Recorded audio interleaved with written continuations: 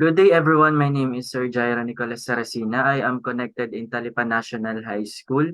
I've been teaching for almost 4 years and handling mathematics subject. So the study entitled Determining Factors Affecting Support for Teaching and Learning Mathematics Amidst the Pandemic.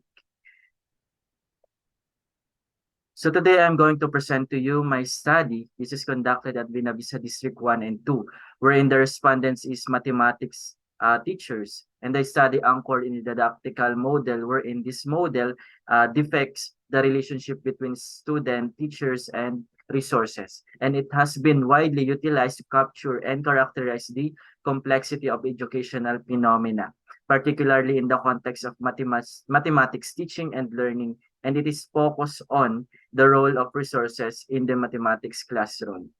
So the proponent proposed the artifacts that helps the students to understand the instructions properly. So for the introduction of the study, localities are implementing regulation to reduce the number of people crowding public locations as the virus spreads over the education system. Such action have pushed the entire country's educational system into chaos when going to school is impractical and are developing strategies to make schools ready for a range of tasks in a healthy environment.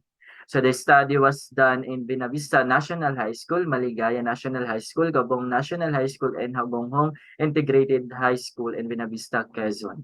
So the researchers expect that the proposed conceptual action strategies will help students and teachers collaborate across schools to provide the students access to quality education throughout the worldwide crisis.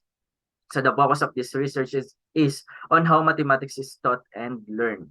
So during the COVID-19 pandemic, mathematics teachers were faced with several challenges.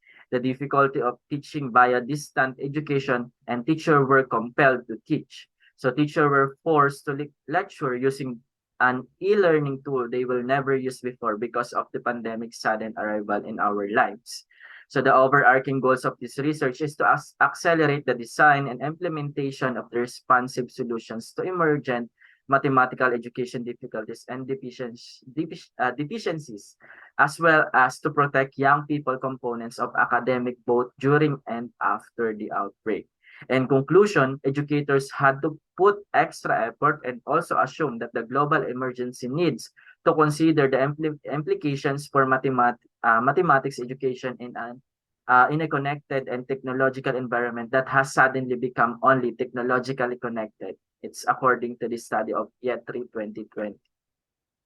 So the statement of the problem, number one, what is the profile of the teacher respondents in terms of age, educational attainment, and grade level handled? Number two, how do respondents assess the factors affecting support for teaching and learning in mathematics amidst the pandemic with respect to curriculum resources, online educational tools, and professional development? Number three, is there a significant difference in the teacher respondents assessments of the factors when grouped according to their profile? And number four, what are the emergent experiences that may be explored from the focus group teachers participants on the continuation of teaching and learning mathematics during the COVID-19 pandemic? And number five, based on the result of a study, what action plan may be proposed on the curriculum resources, online educational tools, and professional development needed in continuing the teaching and learning during the COVID-19 pandemic. Hypothesis of the study, there is no significant difference in the teacher respondents assessment on the factors when grouped according to their profile. The study theoretical and conceptual framework is focuses on the variables of the study, which is the mathematics subject, that focuses on the teachers, students, and resources, which is the artifacts that directly come up the idea of suggested solution to be made, which is offline ebook learning that probably helps the learners to acquire knowledge even they are in the remote areas. For the research design of the study, this research used a convergent parallel mix method in which quantitative and qualitative data were collected, analyzed, and interpreted. Information obtained from the proactive triangulation of these systematic procedural and conceptual data were integrated. Moreover, the design and execution of effective intervention for this research undertaking considered 50 respondents, and all of whom were mathematics teachers and secondary schools in Benavista District. Good afternoon, everyone. Today I'm going to present to you the research entitled The Level of Effectiveness of Blended Learning Among Public Secondary Schools in the Division of Quezon. The sudden onset of COVID-19 pandemic had dramatically recreated the world of education. The response to fight the containment of the virus had brought profound significant educational challenges among schools, teachers, learners, and its stakeholders. As UNESCO 2020 reported that approximately more than 1.5 billion students have been affected by schools and university closures, the Philippines under a state of calamity, a Presidential Proclamation number 929 series of 2020 due to an emerging global emergency in public health had not ceased to bring forth quality education amidst educational challenges brought about by the sudden effects of the COVID-19 pandemic. Through the Bayanihan to Heal as One Act or the Republic Act number 11469, which promotes and protects the collective interests of all Filipinos in these challenging times, the Department of Education had strategically calculated how public schools mobilize their safe operation through the Basic Education Learning Continuity Plan or the BELCP under DepEd Order number 12 series of 2020 or the adoption of Basic Education Learning Continuity Plan for school year 2020-2021. The use of blended learning is education's new changing phase, but it is a great opportunity for education providers to fully embrace modern best practices and new technologies, even if this means breaking out of the comfort zone. Coming up to all reliable information, the researchers believe that blended learning is not only necessary to survival in the academe but an essential delivery method for long-term success. This prompted the researcher to study the effectiveness of blended learning among public secondary school in the Division of Quezon for the school year 2020-2021. So whatever will be the result of this work could be a reliable foundation for a foreseeable future in the blended learning delivery modality.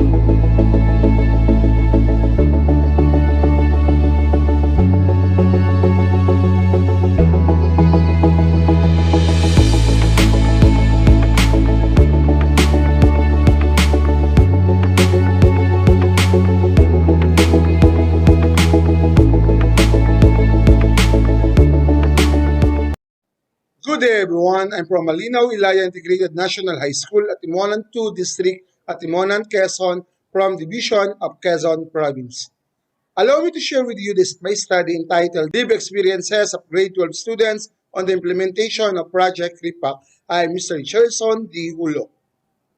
One of the goals of the K-12 basic education program is to develop in learners the competencies, work ethics, and values relevant to pursuing further education and or joining the world of work. To achieve greater congruence between basic education and the nation's development targets, work immersion, a required subject, has been incorporated into the curriculum. The implementation of the work immersion program for senior high school students is one of the aspects of educational system that's being impacted. The Department of Education issued guidelines for work immersion during crisis. According to DM-CI-2022-00085, the implementation of work immersion must be flexible enough to fit the complex setup and needs of learners, schools, and partner institutions in the country. One of the activities that the school offers during the work immersion is the home-based reading tutorial dubbed as Project RIPAC or Reading Partner in the Community. The language teachers, with the help of the work immersion teacher of senior high school, initiate Project RIPAC. To help the school lessen the number of non-readers, the home-based tutorial will focus on the reading program of the school, where grade 12 learners will act as reading partner of the students who belong to the frustration level as identified by the language teachers at the beginning of the school year. Since the work immersion for grade 12 students is intended for 80 hours, Project Repack at the same time frame. Twice a week, the reading partner will go to the house of the frustration reader to conduct the reading program. The reading buddy assesses the reading level of the learner using a contextualized reading material. The main objective of the study is to determine the challenges encountered by the selected grade 12 students on the implementation of the Project REPAC and propose possible solutions on how to sustain the program to lessen the number of frustration readers. Statement of the problem. The researchers sought to answer the following questions. Number one, what are the challenges encountered by grade 12 students in the implementation of Project REPAC? Number two, what are the possible solutions to overcome the challenges encountered by grade 12 students in the implementation of Project REPAC? Three, what intervention can be made to strengthen the implementation of Project REPAC? Research methodology, research design, qualitative descriptive research design, research locale, Bonifacio National High School, Bordeos, Quezon, sampling procedure, purposive sampling, research population, 10 grade 12 students, research instrument, validated self-made questionnaire, data gathering procedure through personal interview, and data analysis tool. I use thematic analysis. Results and discussions. Here, we have table number 1, themes of the challenges encountered by the grade 12 students in the implementation of Project REPA. The themes presented on Table 1 were derived from the coded responses of participants when they were asked about the challenges encountered in the implementation of Project REPA. It shows that the challenges they experienced provide 6 major themes. These are personal factors, geographical factors, socioeconomic factors, social factors, insufficiency of reading materials, and training needs. Abdul et al. 2022 cited that personal factors such as financial status, language ability, and self-efficacy were also discovered to facilitate academic integration and success among international students. On the other hand, Tigre et al. 2016 used the distance to the nearest school as an instrumental variable to quantify the effect of commute time on students' performance. Additionally, it was discovered that there is a significant and convincing evidence that the length of commuting has a detrimental impact on academic attainment. Accordingly, the researchers discovered that transport problems may have an impact on the implementation of Project REPAC. Some students had to cross a river or sea to get to the place of their reading buddy because their reading partner lived far away. And this is the table number 2. These are the themes of the proposed solutions to overcome the challenges encountered by grade 12 students in the implementation of Project REPAC. Good day, I am Joanne Remialting Marcelo, and my research is entitled Development and Acceptability of Workbook in General Chemistry 2, its effect to the academic performance of grade 12 students. Absence, inadequacy, and unavailability of reference materials would cause great impact to the learning and to its learning outcomes. The COVID-19 pandemic challenged the education system in all levels, especially on determining the most appropriate correspondence in order to deliver the content and inculcate the most essential learning competencies. The researcher herself had experienced difficulties in terms of the references used in general chemistry, a specialized subject in STEM. This study utilized the researcher-made workbook and analyzed its effects on the academic performance of grade 12 students. Utilization of workbook showed reduced mismatch between teaching and learning styles, facilitates greater interaction between students and content. It also enhances critical thinking and problem-solving skills as articulated by the Myrel. This study sought the following questions. The hypotheses are the following. 1. There is no significant agreement on the rank orders of the jurors' assessment on the acceptability of workbook. 2. There is no significant improvement on the post-test of experimental group and the controlled group on the academic performance of grade 12 students in general chemistry. 3. There is no significant difference between the post-test scores of the students who utilized the workbook and those who were not exposed to the material. This study utilized descriptive, developmental correlational method of research using true experimental design, utilizing pre-test and post-test control group method of research. Purposive sampling were utilized, wherein 2 classes of grade 12 students, STEM Ponce as control group and STEM Rizal as experimental group. In choosing the subjects, the following were considered. The respondents were 10 jurors who assessed the developed workbook in General Chemistry 2. All of them were from Department of Education, specifically DepEd Quezon Lopez West District. In terms of acceptability of the workbook as evaluated by the jurors, all indicators were interpreted as very satisfactory, implying it contains appropriate learning objectives, language, assessment, and time frame. Table 2 presents the test of significant agreement on the rank order of jurors' assessment, with computed concordance and chi-square of each category and its level of significance.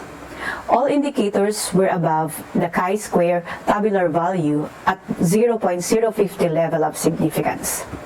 This leads to reject the null hypothesis in favor of the alternative hypothesis, which means that there is a significant agreement on the rank of orders of jurors' assessment of the workbook among different terms.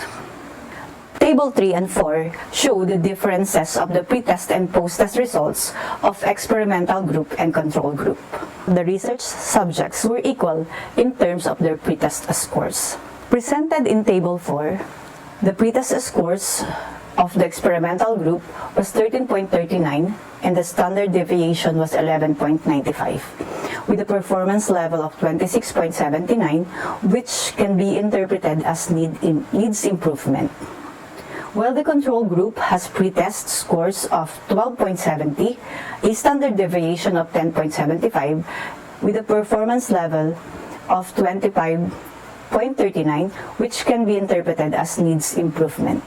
The performance of the research subjects in post-test is presented in Table 5. Their average weighted mean scores, standard deviation, and performance level were as follows.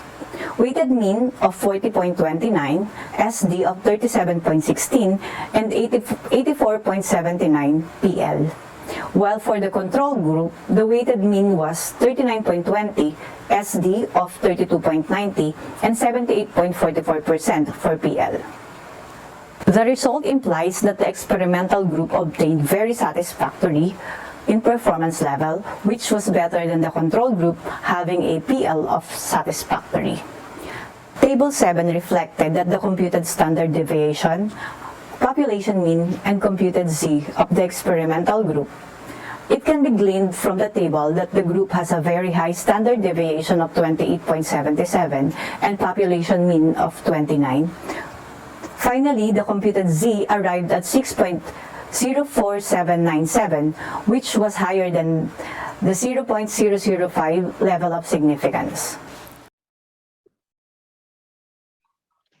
So I am Mr. John C. Chua, Master Teacher 2 from Casañas National High School, Division of Quezon, to present to you my research entitled Research Continuance and Mobility of Creative and Scholarly Works in Science Education, Thematic Inferences to the Pedagogy of Science and Technology. For my statement of the problem, so what is the status of the research continuance and mobility? Number 2, what are the push and pull factors of the research continuance and mobility in terms of presentation, dissemination, and utilization? Number 3, what are the thematic inferences derived from the research continuance and mobility? Number 4, how the research continuance and mobility influences the pedagogy of science and technology. Then lastly, what research continuance and mobility framework can be developed based from the results of the study? For my methodology for the research design, it is qualitative.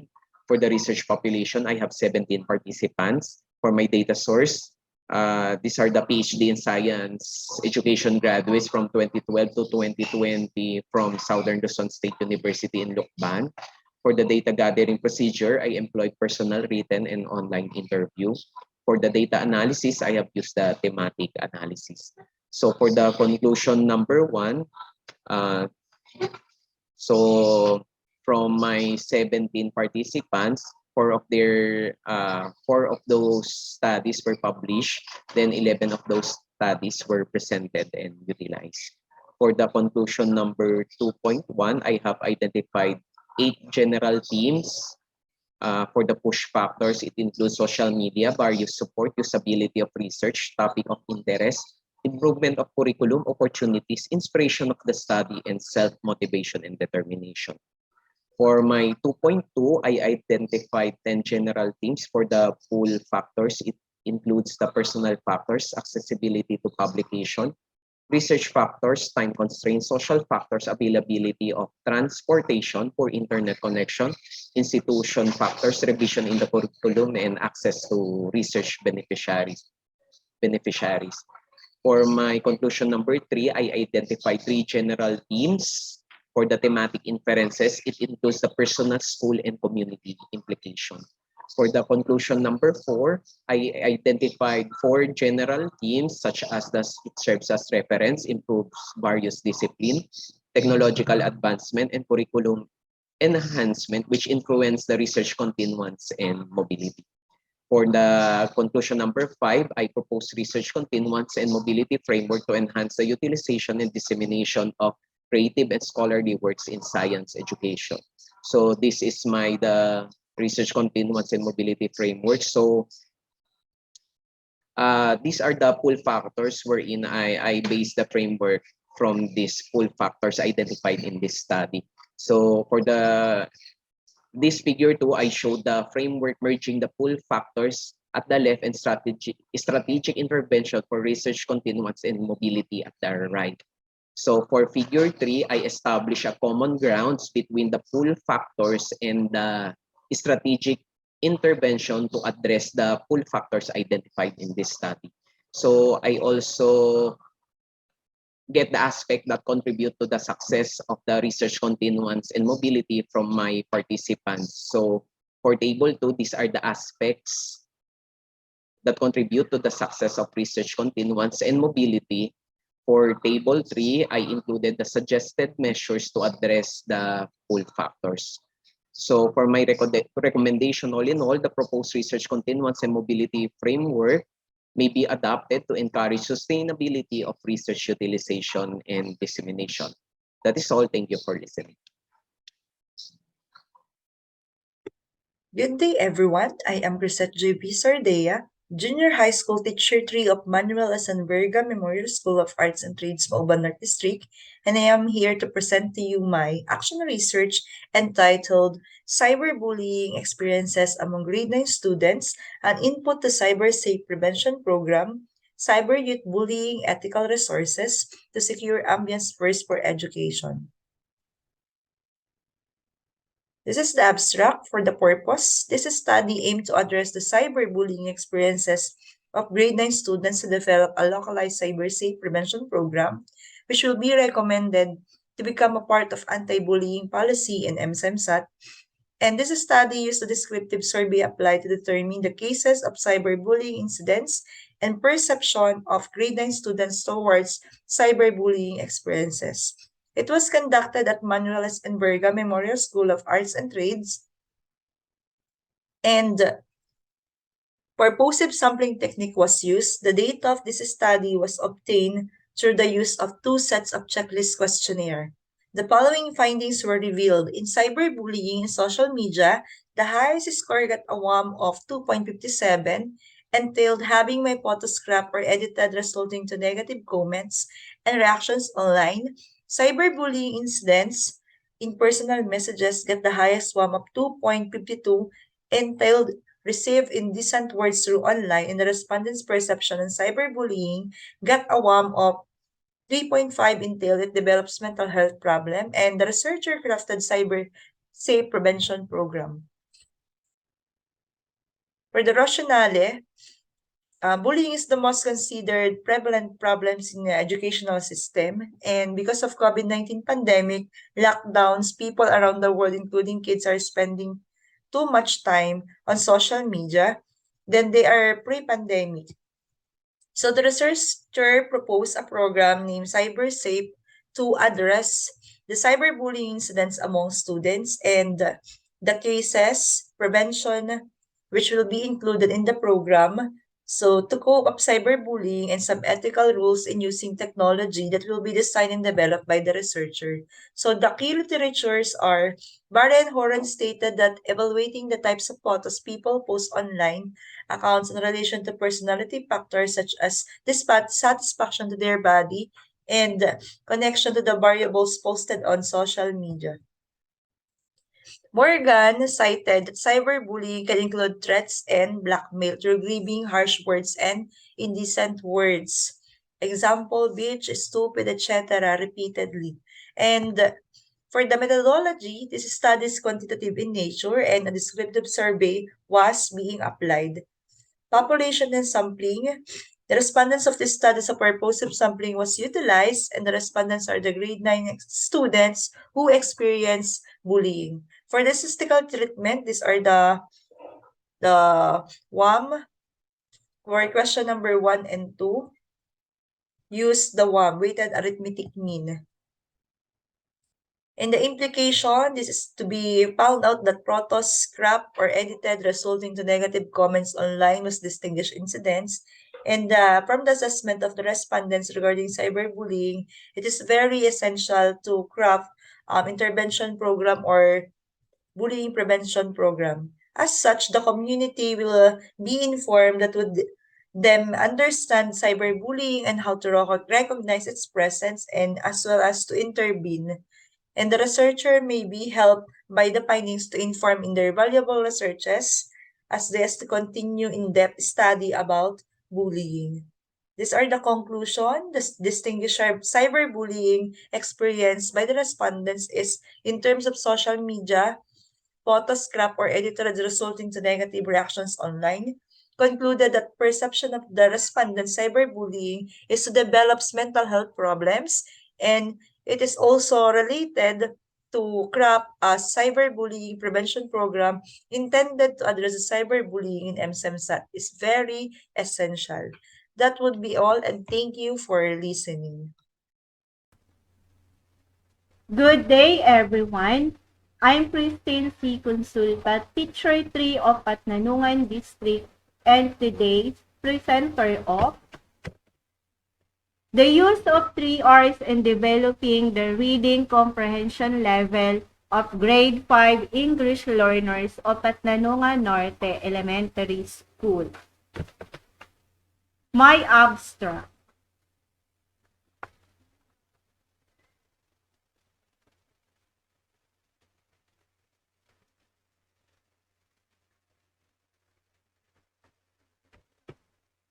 Reading is a difficult task that requires sensation, perception, comprehension, application, and integration.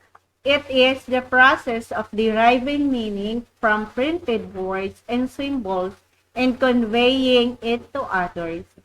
In response to the DepEd previous initiatives, Patnanungan Norte Elementary School has begun administering reading assessments to the learners in order to determine the learners' reading ability and reading profile under Project 3Rs. I read, you read, we read together. It is hoped that these struggling readers can still be helped by a suitable reading environment, teaching program, and family support. This action research was intended to enhance the reading comprehension level of grade 5 learners in Patnanungan Norte Elementary School. More precisely, this sought to address the following questions. 1. What are the learners' reading comprehension levels before and after adopting Project 3Rs? 2. Is there a statistically significant change between pre-test and post-test scores before and following the implementation of Project 3Rs? 3. How does Project 3Rs affect the reading comprehension skills of grade 5 learners? This research was accomplished through the use of a quasi-experimental method. It was conducted in Patnanungan Norte Elementary School, Patnanungan District. There were 20 male respondents and 15 female respondents in total. The grade 5 population consisted of all 35 learners.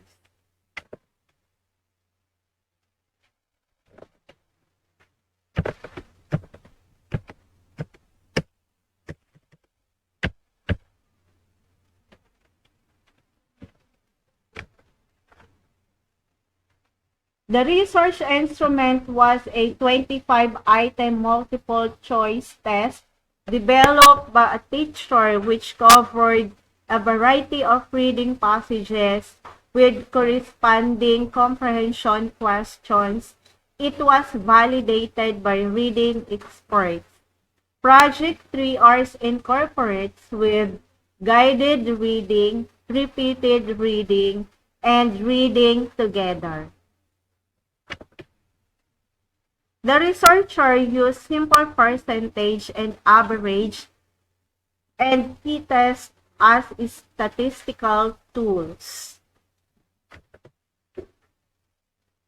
The table shows the effectiveness of the implementation of Project 3Rs.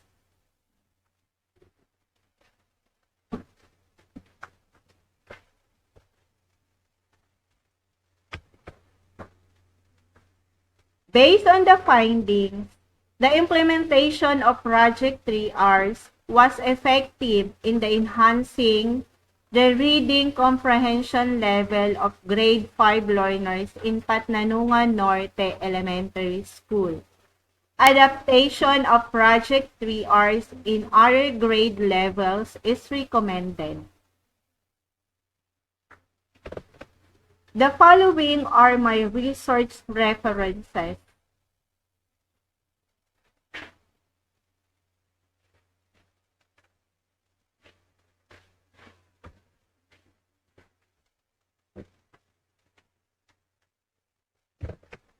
Thank you and mabuhay.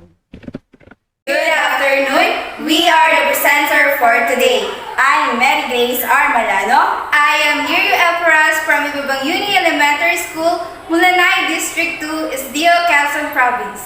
It is our pleasure to present to you our research project entitled Project Resolution at Akmang Tekniko Estratehiya Dulot ng Pandemya, an intervention program to decrease the rate of learners at risk of dropping out in Ibabang Uni Elementary School.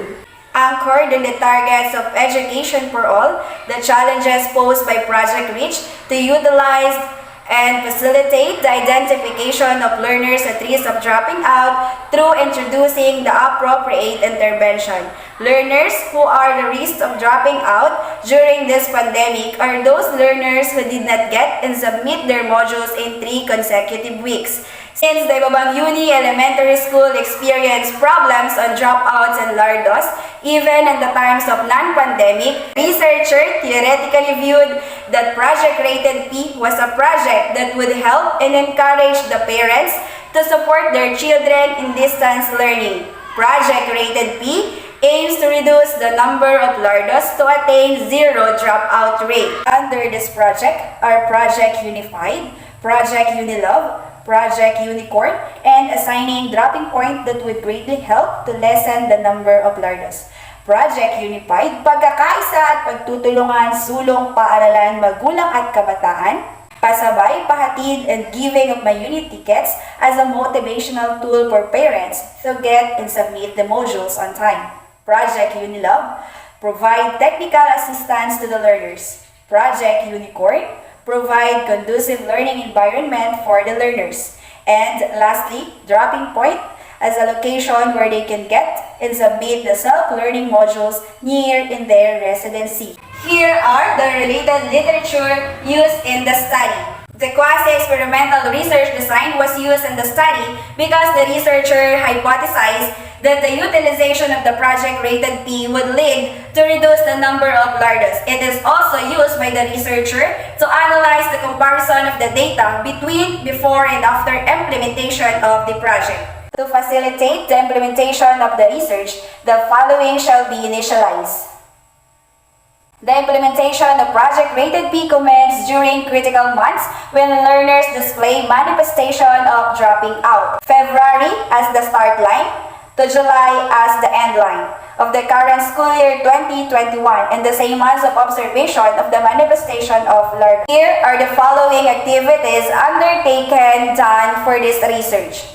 Are the conceptual paradigm of the study, the input, the process, and the output. And now let's proceed to the analysis of per-action research. Let me present to you the tables. Illustrated from the table 1, the number of learners at risk of dropping out decreased based on the attendance after implementation of project. Presented in table 2 was the attendance of lardos before and after the implementation of the project rated P. As a result, 9 out of 11 lardos were submitted their modules on time and 2 were late in submission. Presented in table 3 was the t-test result, as evidenced by the computed absolute t-value of 3 and 528 and the critical t-value of 1 and 812. This finding was significant at 0 and 0.5 level. The study was conducted in Ibabang Uni Elementary School, Mulanay District 2, Division of Quezon, last school year 2021 to 2022. Through utilization of Project Rated P, the number of lardos had decreased. Due to the pandemic, the need for 100% attendance was evident to ensure that there is no child left behind. Parent-to-teacher interaction was one of the factors that must be closely observed when it regards to the child's academic performance. There was significant difference in learners' attendance before and after utilization of Project Rated P. The number of lardos had decreased after utilization of the project. Based on the findings, it appeared that the utilization of Project Rated P was effective in optimizing learners' attendance in distribution and retrieval of modules. And the researchers has the following recommendations. And here are the list of references. We, the researcher, hope that this project would help other schools to lessen their number of lardos. Thank you. Everyone, this is Ma'am Maria Cristina Arbelli, and this is my research study, Bridging the Gap Between the Learning Losses and Industry Skills of EAM Students Through Guided Actual Learning Assessment, or GALA. This research is a product of the design thinking which aimed to bridge the unmet clientele needs through the use of emerging assessment in the field of technical, vocational, and livelihood education, EAM. The study is limited in describing the perception of grade 12 EIM students towards the impact of learning losses in their performance and how may learning losses be addressed in the context of flexible learning modality. This research applied the ADI model to address the least mastered skill and to meet the competencies through the emerging assessment called the GALA. Manuel Verga Memorial School of Arts and Trades is one of the vocational schools in the Quezon Province, offering different TVL specializations. One of the specialized subjects offered in senior high school is EIM. Students in this specialization are provided with self-learning modules wherein they were exposed with technical drawing of tools, wiring, lining, and other safety procedures that are written in their modules. This GALA assessment is congruent to one of the options provided in the approved schoolwork immersion plan, that is community-based immersion. There are 4 research questions in this research study, and these are the key literature, according to Condesa et al. 2019, stated that the ultimate goal of the technical training education is for the acquisition of knowledge and practical skills. However, in the case of public health emergency as stipulated in Depot Order Number 12, Series 2020, which disallowed the conduct of face-to-face classes, thus, the delivery of practical skills have been unavailable due to situation brought by the pandemic. For the SOP number 1, this is the methodology or the statistical treatment applied. And SOP number 2, which apply the performance level, and the descriptions are outstanding, very satisfactory, satisfactory, fairly satisfactory, and did not meet expectation to describe the performance level of the student. For the SOP number 3, we use t-test. And for SOP number 4, there is no statistical treatment applied. Let's proceed with the findings, implications, and conclusions provided in the study. For findings number 1, the implication is it implies that learning losses have occurred during the span of the pandemic, which results in the hampering of practical skills experience and acquisition of industry skills. It can be inferred that actual teaching and learning or the face-to-face modality cannot be replaced by any learning modality in the case of TVL. Conclusion: the acquisition of the basic industry skills is a priority and a common goal between the teacher and the students. There is a need to immerse EIM learners in the actual space and expose them in the tool and equipment related to their field of specialization. For the findings number 2, the results imply that the teacher guidance and supervision in the performance of the actual skills is crucial in meeting the prescribed competencies in electrical installation and maintenance. It can be inferred that learners who have least access to consumable tool that is needed in the completion of their performance test receive greater opportunity during the GALA implementation period. For conclusion number 2, the mean performance of the EIM learners before and after the program implementation describe that learner learns better under the actual guidance of the teacher and when practical skills are exhibited in the actual learning space. For findings number 3, here is the implication. The rejection of the null hypothesis postulates that the students can be more productive and skilled when taught in the actual space facilitated by the EIM teacher. In conclusion, the hypothesis of the study is rejected, which means that there is a significant difference between the performance level of EIM students before and after the program implementation.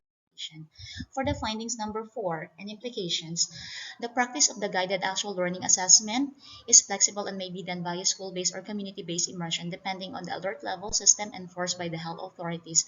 Thus, learning the industry skills will continue since this intervention had gained an affirmative result during its first implementation. The learning losses in EIM subject may be addressed using a job-embedded learning plan that is relevant in the context of flexible learning modality. And from the conclusions, here are the recommendations. EIM students may be immersed in the community during the conduct of work immersion to ready them in the actual practical skills application.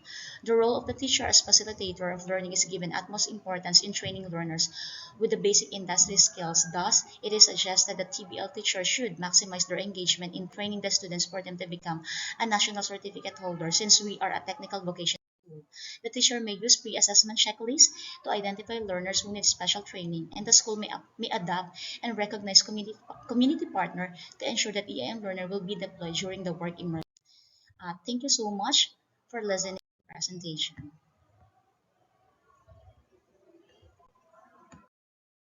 Good day to all of you. My research title is Empowering Mechanisms of Schools Mediated by Transformational Leadership Towards Fostering Ethical Leadership Behavior. My name is Maria Victoria Panganiban, Senior High School Teacher of Quezon National High School Division of Quezon. Purpose: empowering teachers provide directions and serve as emotional glue that causes school community to excel. The study assessed the mediating role of transformational leadership on the relationship between the empowering mechanism and ethical leadership behavior. Methodology, approach. Descriptive correlation design of research was employed in this study. The study utilized the total enumeration technique wherein 330 respondents were selected based on their willingness to participate in the study and at least had been teaching in Sariaya East District DepEd Division of Quezon, Philippines for at least 1 year. The main instrument used in the study was a set of questionnaires adopted by the researcher from the ELW of Kalshoben 2013, Dimensions of Transformational Leadership, based in Avolio 1999, and modified and adapted dimensions of empowering mechanisms. Data were analyzed using frequency, percent, mean, standard deviations, person product moment correlation coefficient, and multiple regressions. The hypotheses were tested at P.01 level.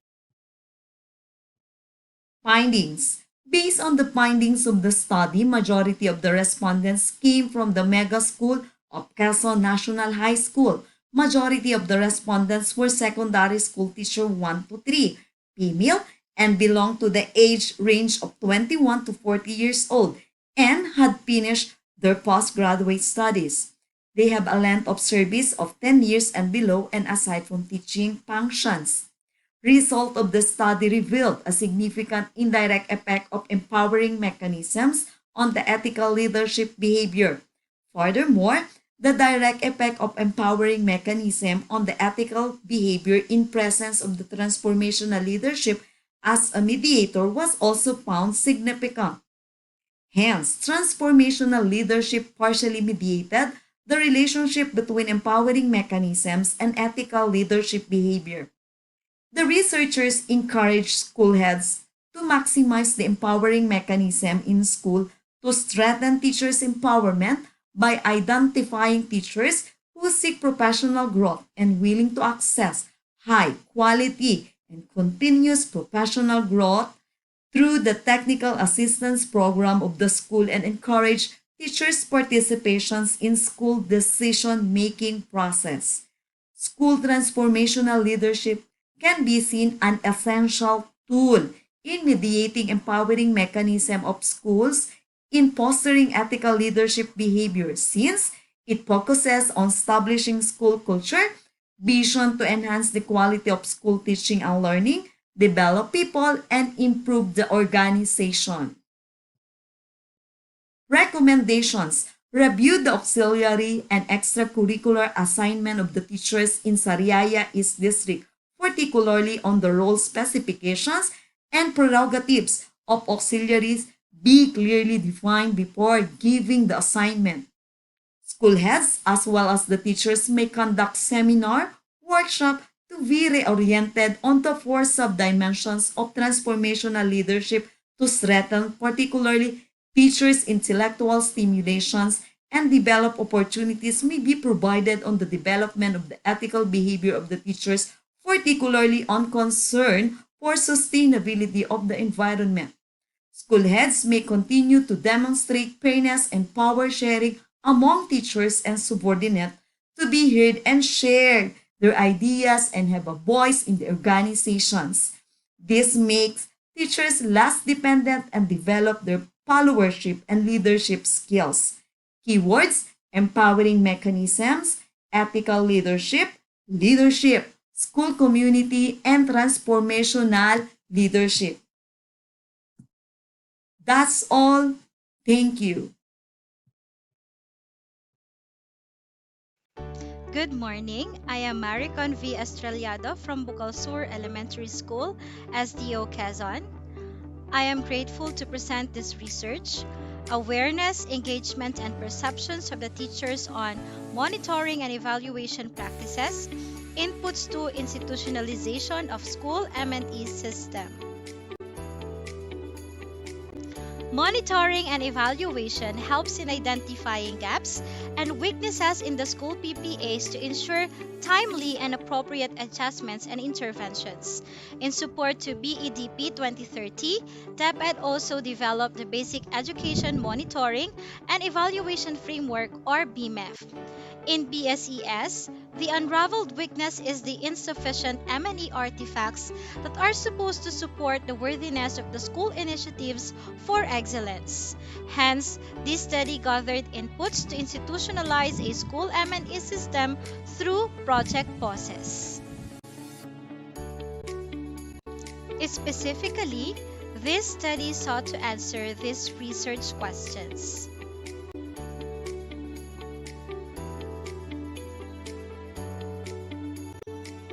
This research utilized concurrent triangulation, gathering the quantitative data from 36 respondents and qualitative from 8 interviewees.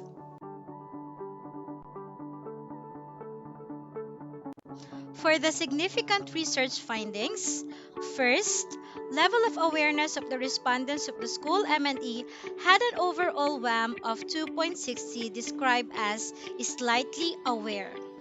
Second, respondents' extent of engagement in the school M&E processes had an overall WAM of 3.14, described as moderately engaged. For the perceptions of the teachers regarding M&E issues and concerns and ways forward, the following themes emerged. Theme 1, absence of systematic workable timetable of the M&E procedures. Theme 2, teachers' competence, awareness, readiness, and engagement, commitment. Theme 3, data management and utilization, that includes data analysis. The last theme is the ways forward, Theme 4, which are the technical assistance or course of action to counteract the perceived challenges. From the gathered responses, there are 4 major ways forward that emerge, which are designating focal persons or team, preparing operational plan, conduct of training like session and FGD, and regular dissemination of information.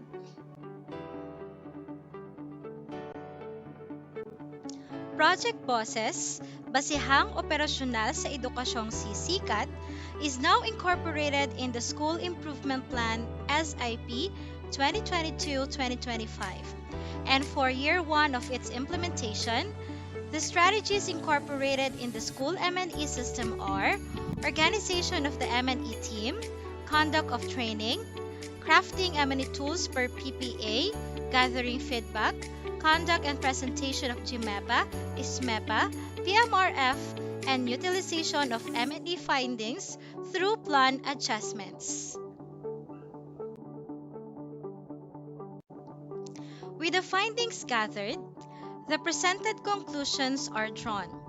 The respondents were slightly aware and moderately engaged in terms of the school M&E processes. The teachers' perceptions were the additional groundwork for the school's M&E through project process. Based on the findings and conclusions, the researcher recommends the following.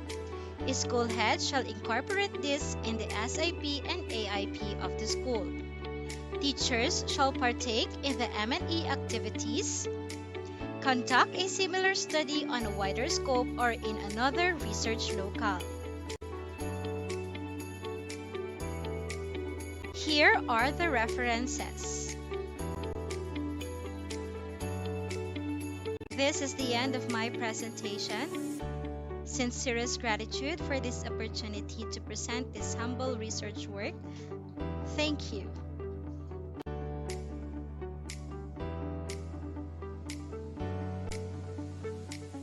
To all the birth grantees, Regional Research Committee, Senior Education Program Specialist for Planning and Research, and to all the Policy Planning and Research Division Secretariat. Good day to all. I am Miss Marian Joy A. Merle, and with me are my co-researchers, Mrs. Melanie P. Hernandez and Mr. Dennis M. D. Maranan. We are here to present our research entitled Modular Distance Learning in a Context of Senior High School DL. Education. Education was said to be one of the key in order for an individual to achieve success one day. It prepares an individual to have sufficient knowledge and skills to strive and face the challenges of life. However, due to the pandemic, educational system was altered. For the past 2 years, students of Silang Malikboy National High School embraces the modular distance learning. With the abrupt change in the system, different problems were encountered by the administrators, teachers, parents, and even students. This research aimed to investigate the strategies and challenges of the senior high school students in the implementation of modular distance learning based from their lived experience. With the result of the study, the researchers were able to craft compendium that guides and support the needs of the students in modular distance learning. For our research questions, specifically this study sought to answer the following questions or sub-problems. First, what are the challenges encountered by the senior high school students in modular distance learning? Second, what are the strategies employed by the senior high school students in coping with the challenges they encountered in modular distance learning? And based on the findings of this study, what manual can be crafted by the researchers to properly address the problems encountered by the senior high school students in modular distance learning? The study involves 20 senior high school students enrolled in Silang Malikboy National High School of the school year 2021 to 2022. Criteria were set and informed consent from parents and students were secured. For the data gathering method, the researchers used online focus group discussion guided by the FGD questions to supply the needed data in the study. The study utilized the qualitative research design. Based on the findings, 6 themes emerged from the experiences of senior high school students during modular distance learning, which are students' experiences relative in the implementation of modular distance learning, student activities from Monday to Friday, activities that contributed to the success of modular distance learning, challenges that adversely affect modular distance learning, effect of the challenges in the modular distance learning, and coping mechanism. For the results, so based on the presentation, analysis, and interpretation of the gathered data, the following findings are derived. First, the challenges encountered by the senior high school students in modular distance learning include 1.1, unpreparedness and difficulty in adjusting to the new normal of education. 1.2, difficulty in independent learning. Under that is difficulty in understanding the lesson. 1.3, destructive social environment at home. Under that, difficulties in answering the module because of distractions, lack of focus due to online games and applications, assisting siblings in answering module. 1.4, difficulty in securing a comfortable learning environment. Under that, we have inadequate space for study. 1.5, limited transportation. Under that is the unavailability of passenger jeepney. In addition to that, we have 1.6, lack of self-discipline.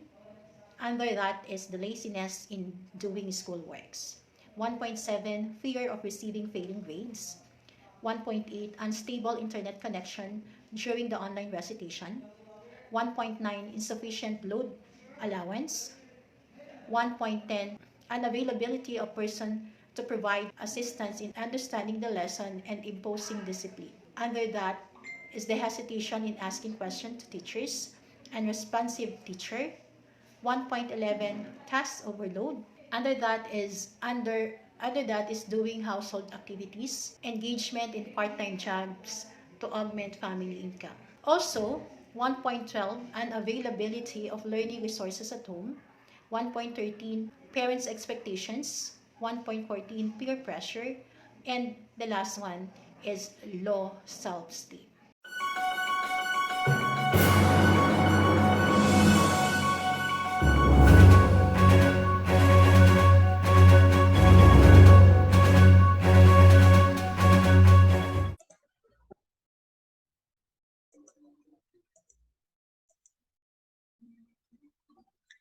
Good day, everyone.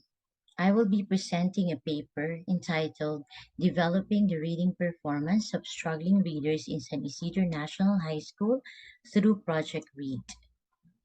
I am Melka Kabangangan, a master teacher from San Isidro National High School. We all know that reading is considered as the basic tool for all learning, and this is a significant skill that the child should actually master. However, many students encounter difficulties in reading. Some even struggle to read. This is evident in the results of PISA 2018, stating that the Philippines score was lower than the majority of the participants. So, during the time of pandemic, there are so many problems encountered by the education sector, and among these problems is the increasing number of struggling readers or non-readers in most public schools, including San Isidro National High School. So to address the problem, the school implemented a school-based reading program called Project Read, which aims to address the reading difficulties uh, identified among the struggling readers, and of course to help them develop their reading performance. So this project integrated the concept of Brigada Pagbasa by utilizing school and community as the primary implementers of the reading program, since the sessions are done in the community learning hub or reading hub. So, since reading is considered a prerequisite of all learning areas and serves as a gateway to learning all subjects in school, uh, it is important that learners develop this skill. However, reading is not a natural skill because it is a complex, it involves complex skills including sense, perception, understanding, application, and integration. And based on the pretest administered by the Philippine Normal Reading Inventory in 2019, there are so many non-readers both in elementary and secondary in various regions. And according to Rivera and Agabo in 2021, teachers face many challenges when dealing with students who have difficulty in reading. And some of the difficulties they encounter are decoding, comprehension, and speed. Thus, many schools implemented some intervention strategies that they think are effective, including targeted oral language instruction, dialogic reading, explicit instruction and comprehension, use of visual representations, and model summarizing. However, not all these interventions work. So the DepEd launched the Brigada Pagbasa, which aims to promote literacy and numeracy through the help of partners and volunteers. So this is anchored on the program Every Child a Reader program, and of course the 3Bs or the Bawat Bata Bumabasa. And this served as the basis of the Project Read. Aside from implementing interventions and other reading sessions, we actually integrated the concept of Brigada Pagbasa in the project. So this study used quasi-experimental research. The research instruments used were flat assessment tool for the pre-test and post-test. However, during the sessions, we used the teacher-made reading materials. And the participants are the 26 struggling readers who were taught by volunteer tutors and language teachers of San Isidro National High School. So all the reading sessions were conducted in the different barangay, and the statistical tools used were mean and paired t-test. So from the findings, it was found that the project improve the reading skills of the respondents. So from the 23 to 23.29 in the pre-test, it elevated to 58.33 in the post-test. This means that there is a significant difference between the reading performance of the beneficiaries before and after the implementation of Project Read. So the results imply that the project is effective in enhancing the reading performance of the identified struggling readers. Further, the results testify that effective collaboration and partnership with the community can be very essential in solving school problems like reading. Thus, it implies the need to intensify the collaboration and partnership with the community in order to expand the implementation of the project. Conclusions, of course, the reading performance of the respondents during the pre-reading assessment is lower than their performance during the post-reading assessment. And the reading scores of the student respondents before and after the implementation mark a significant difference. So it is therefore recommended that the report analysis relative to the uh, evaluation report to reading teachers, tutors, and parents and student beneficiaries after reading implementation, identify the gaps in the program implementation after the complete implementation in order to improve the implementation and address the possible problems that can hinder the effective program implementation. Of course, parents should guide their children, or they could be the reading teacher at home, not only to develop the reading skills but also to instill the habit of reading among students. It is also recommended to intensify the community engagement and collaboration in order to tap and or identify other volunteers who can take part in the project implementation as tutors and donors. Since uh, the tutor or the volunteer tutors help in the reading sessions, and of course other community volunteers or donors help in the program implementation in terms of the materials used by the volunteers and the teachers. So here is a glimpse of Project Read so that you will have an idea on how this was implemented. Thank you. Hi, good afternoon, my dear co-researchers. My name is Menching L. Samson, a Master Teacher 1 from Banikihan National High School, Gumaca, Quezon. My research is entitled Capacitating Senior High School Learners to Enhance Productivity Level in Writing Research through Project Ready Fund. For the introduction, K-12 program envisions learners to become globally competitive by being equipped with 21st century skills. To acquire all this, they are exposed to research or academic writing as it encompasses the craft they need to develop. The senior high school learners are those nailed to academic writing as evidenced by various subjects in the curriculum like EAPP, reading and writing, practical research, and 3 I's. Through these subjects, learners are expected to have developed writing skills. In the midst of pandemic, the school used the printed modular delivery learning, and the process becomes difficult. According to Geta and Janner 2021, students encountered challenges like in time management as they lacked proper scheduling and unable to manage workloads. Comprehension, as the module content is hard to understand aside from being very lengthy. Motivation because of cell phone distractions, limited feedback from teachers, and lack of learner-parent involvement. And lastly, independent learning, where interaction between peers and teacher is greatly needed. On the other hand, teachers are also challenged by the process as printing of modules and activity sheets become their routine with limited resources and lack of time. The monitoring procedure where health risk is at large, and the assessment because of the unavailability of the assessment tools for the validity and reliability of answered tests. As a result, research output becomes a big question.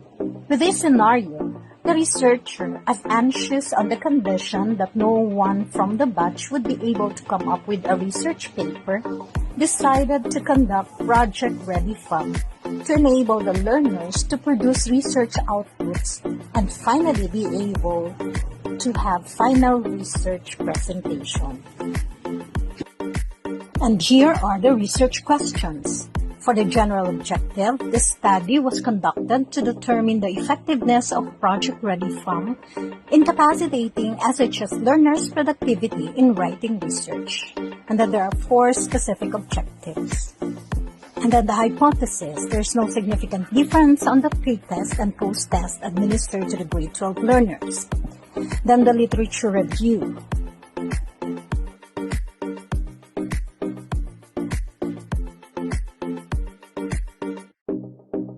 And for the research paradigm, it used the cause and effect method where there is an independent variable and the dependent variable.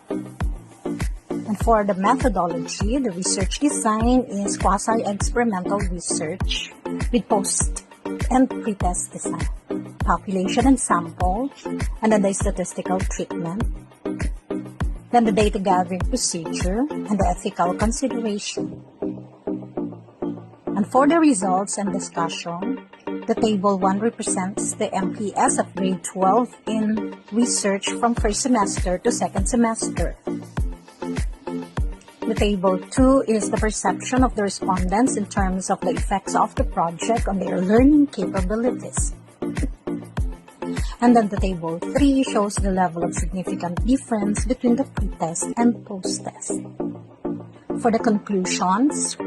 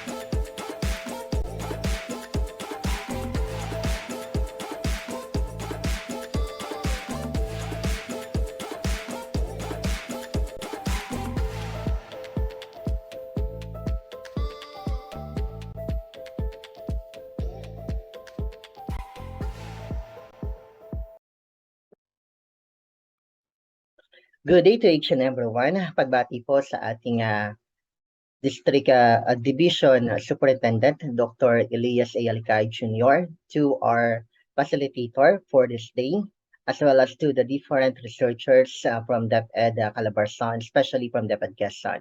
I am your researcher, Raymar C. Francia, Master Teacher 2 of Gugurin Ibaba National High School from Lopas West District, presenting to you our research entitled Bot Teacher, Development and Validation of Auto-Respond Bot for Alternative Learning System or ALS 2.0.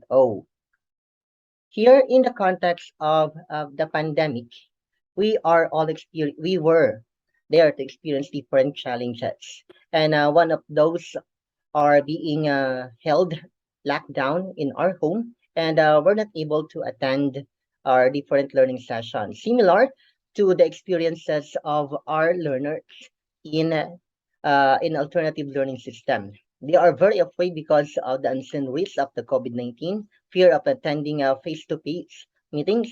It also limits their engagement with the teachers. Likewise, it hinders their acquisition of the different melts, and definitely it resulted to decreased passing rate in the different examinations. There are different challenges. That's why we look forward for an innovation that, if be applied in the context of alternative learning education or ALS, learners will try to minimize or address the different problems. And we come up to the integration of both system. I am very aware that we already have the concepts of automation. That's why we are trying to use the concept of automation or pre-programmed instruction to maximize the efficiency of the teachers while having the students connect via technology to our different learning facilitators.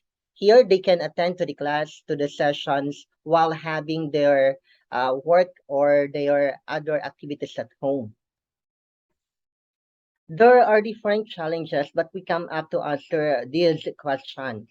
What are the features of the developed bot for ALS 2.0? What is the acceptability level of Abbott ALS 2.0 in terms of contents and technicality?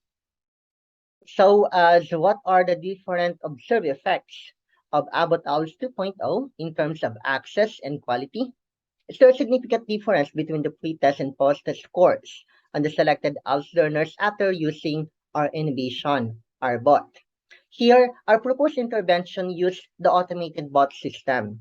It serves as a digital teacher and use the pre-programmed instruction. It also employs multimodalities of learning delivery, like integrating pictures, videos, which all anchors on ALS 2.0. This is the innovation that we integrated in our ALS 2.0 for Lopez West District. And we use the quanti-quali approach, specifically the descriptive evaluative and the phenomenology. It was participated by 246 ALS learners and implementers, 171 for the survey, 20 for the validation purposes of the acceptability, 51 in light of the pre-test and post-test part, and we have had 4 implementers and students in our interview part or the qualitative part of the study. Here are the different data gathering procedures and step-by-step procedure we conducted in data gathering. We use 4 different survey questionnaire for feature, for acceptability, the semi-structured interview, and the adapted FLD questionnaire for our testing, pre-test and post-test. We use the mixed method, WAM, and phenomenological qualitative data analysis to process all the data needed, as well as t-test to test the hypothesis presented on in our study. The findings resulted to the following. The learners preferred automation of analyzing the items as well as inclusion of the review for assessment in ALS bot with the mean of 4.85 in interpreted as strongly agree. It has the general weighted average mean of 4.73 and also interpreted as strongly agree. On the other hand, the developed bot was also very highly acceptable with 4.95 and interpreted as very highly acceptable in terms of contents. Likewise, in terms of technicality, it is also very highly acceptable with the grand weighted average mean of 4.91. However, in terms of the observed effects of Abbott ALS 2.0, with the qualitative phase and integrating the phenomenological data analysis of the study, it was found out that the observed effects of the developed Abbott ALS 2.0 include easy access, portable, simple, and easy to use, with varying questions, with analysis leading to higher level of mastery of the competences in different learning strands. And with the pre-test post-test conducted, we rejected the null hypothesis at 0.05 level of significance, meaning it validated the effectiveness of Abbott ALS 2.0. Good day to everyone. We're here to present a research study funded by the Department of Education. This research study focused on combating predatory research practices, which involves predatory conferences and predatory research publication, all of which are grounded on the rationale that there is tendency of that these predatory activities disrupts knowledge bank and promotes poor validity of credential that affects employee placement and selection. At the end of this research activity, we were able to craft a policy note that will address such concerns on predatory research activities. This will be done by answering these inquiries, which focuses on participants' attendance, participants' rate of cautionary practices, and participants' awareness on the existence of those predatory research conferences, supported by identifying the dissemination mechanisms and the impact of their participation to such activities. The key literatures are as follows, which all culminates in avoiding predatory activities, specifically those of conferences and publications. Concurrent transformative mixed method of data collection was done among purposefully sampled participants from a provincial schools division in Calabarzon through both online and offline means. With the reputation tainting impact of the topic, specific names of organizations, events, and journals were not asked. Let's see what's the result of this study.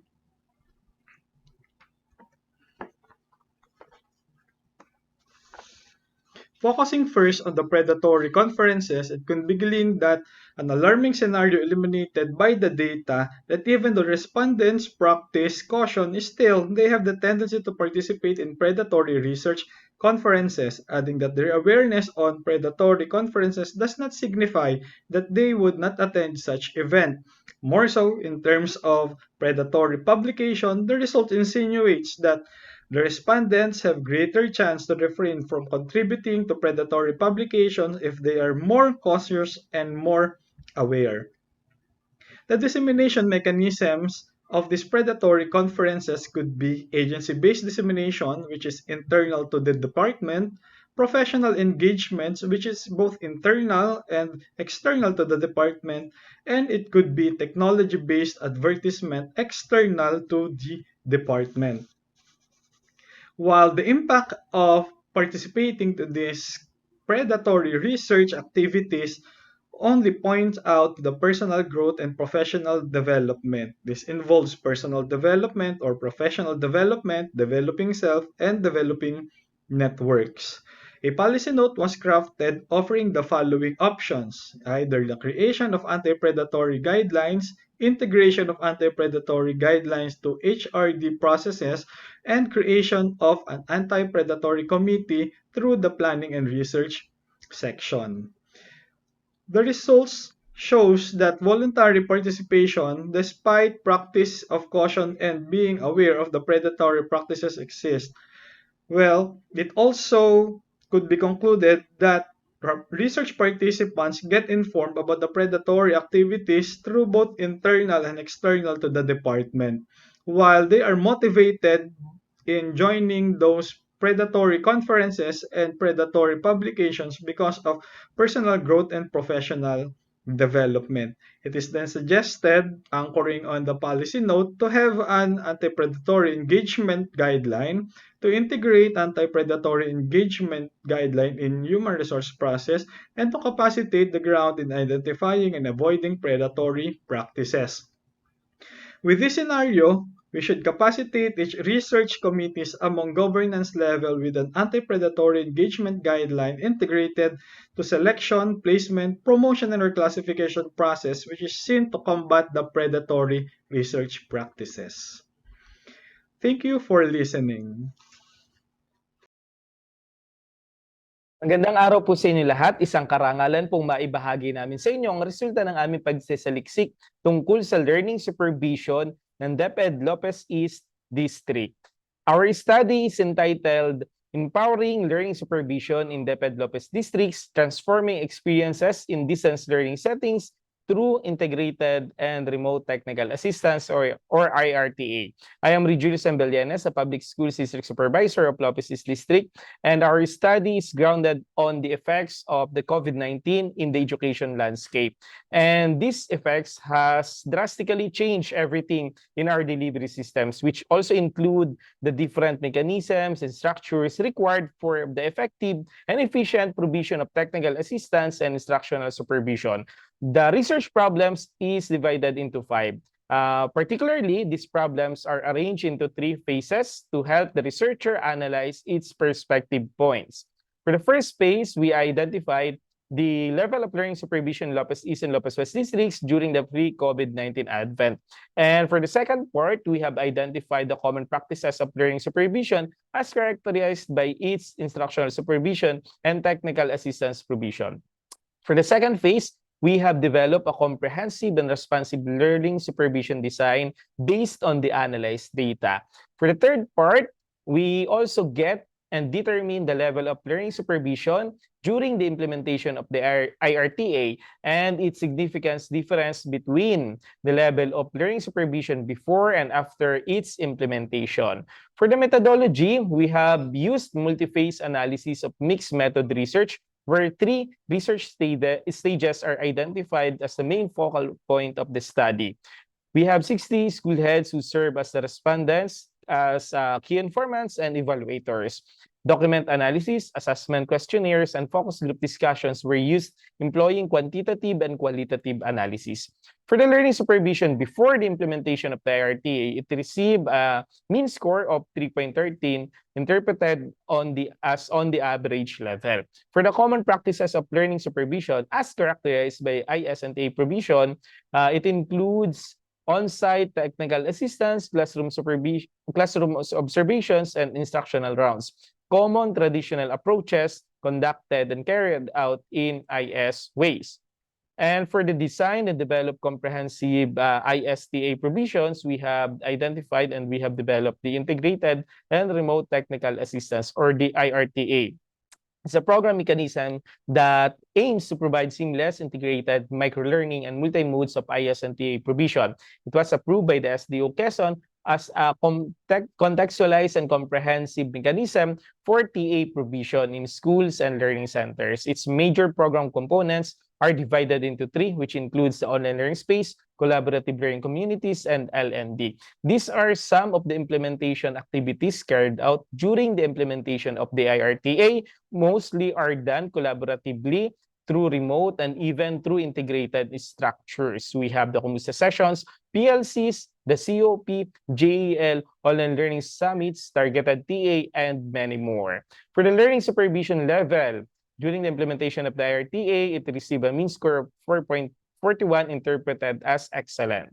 And for the significant difference testing, the results show a statistically significant difference between the pre-implementation and during or the progress assessment implementation of the IRTA. For the implications, it brings new perspective and dimensions in providing seamless, comprehensive, remote, and integrative learning supervision. Conclusions state that there is an increase of learning supervision level as employed using RTA. And for the recommendations, we highly recommend to continue the implementation of the RTA as it is still suited with the current context and improve and assess its significance based on the learning outcomes of the schools in the district. These are some of our references used in this study. Again, thank you and happy researching. For questions, clarification, and additional inputs, you can reach me in these details. Muli po, maraming salamat sa inyong pakikinig. Maraming salamat at magandang araw.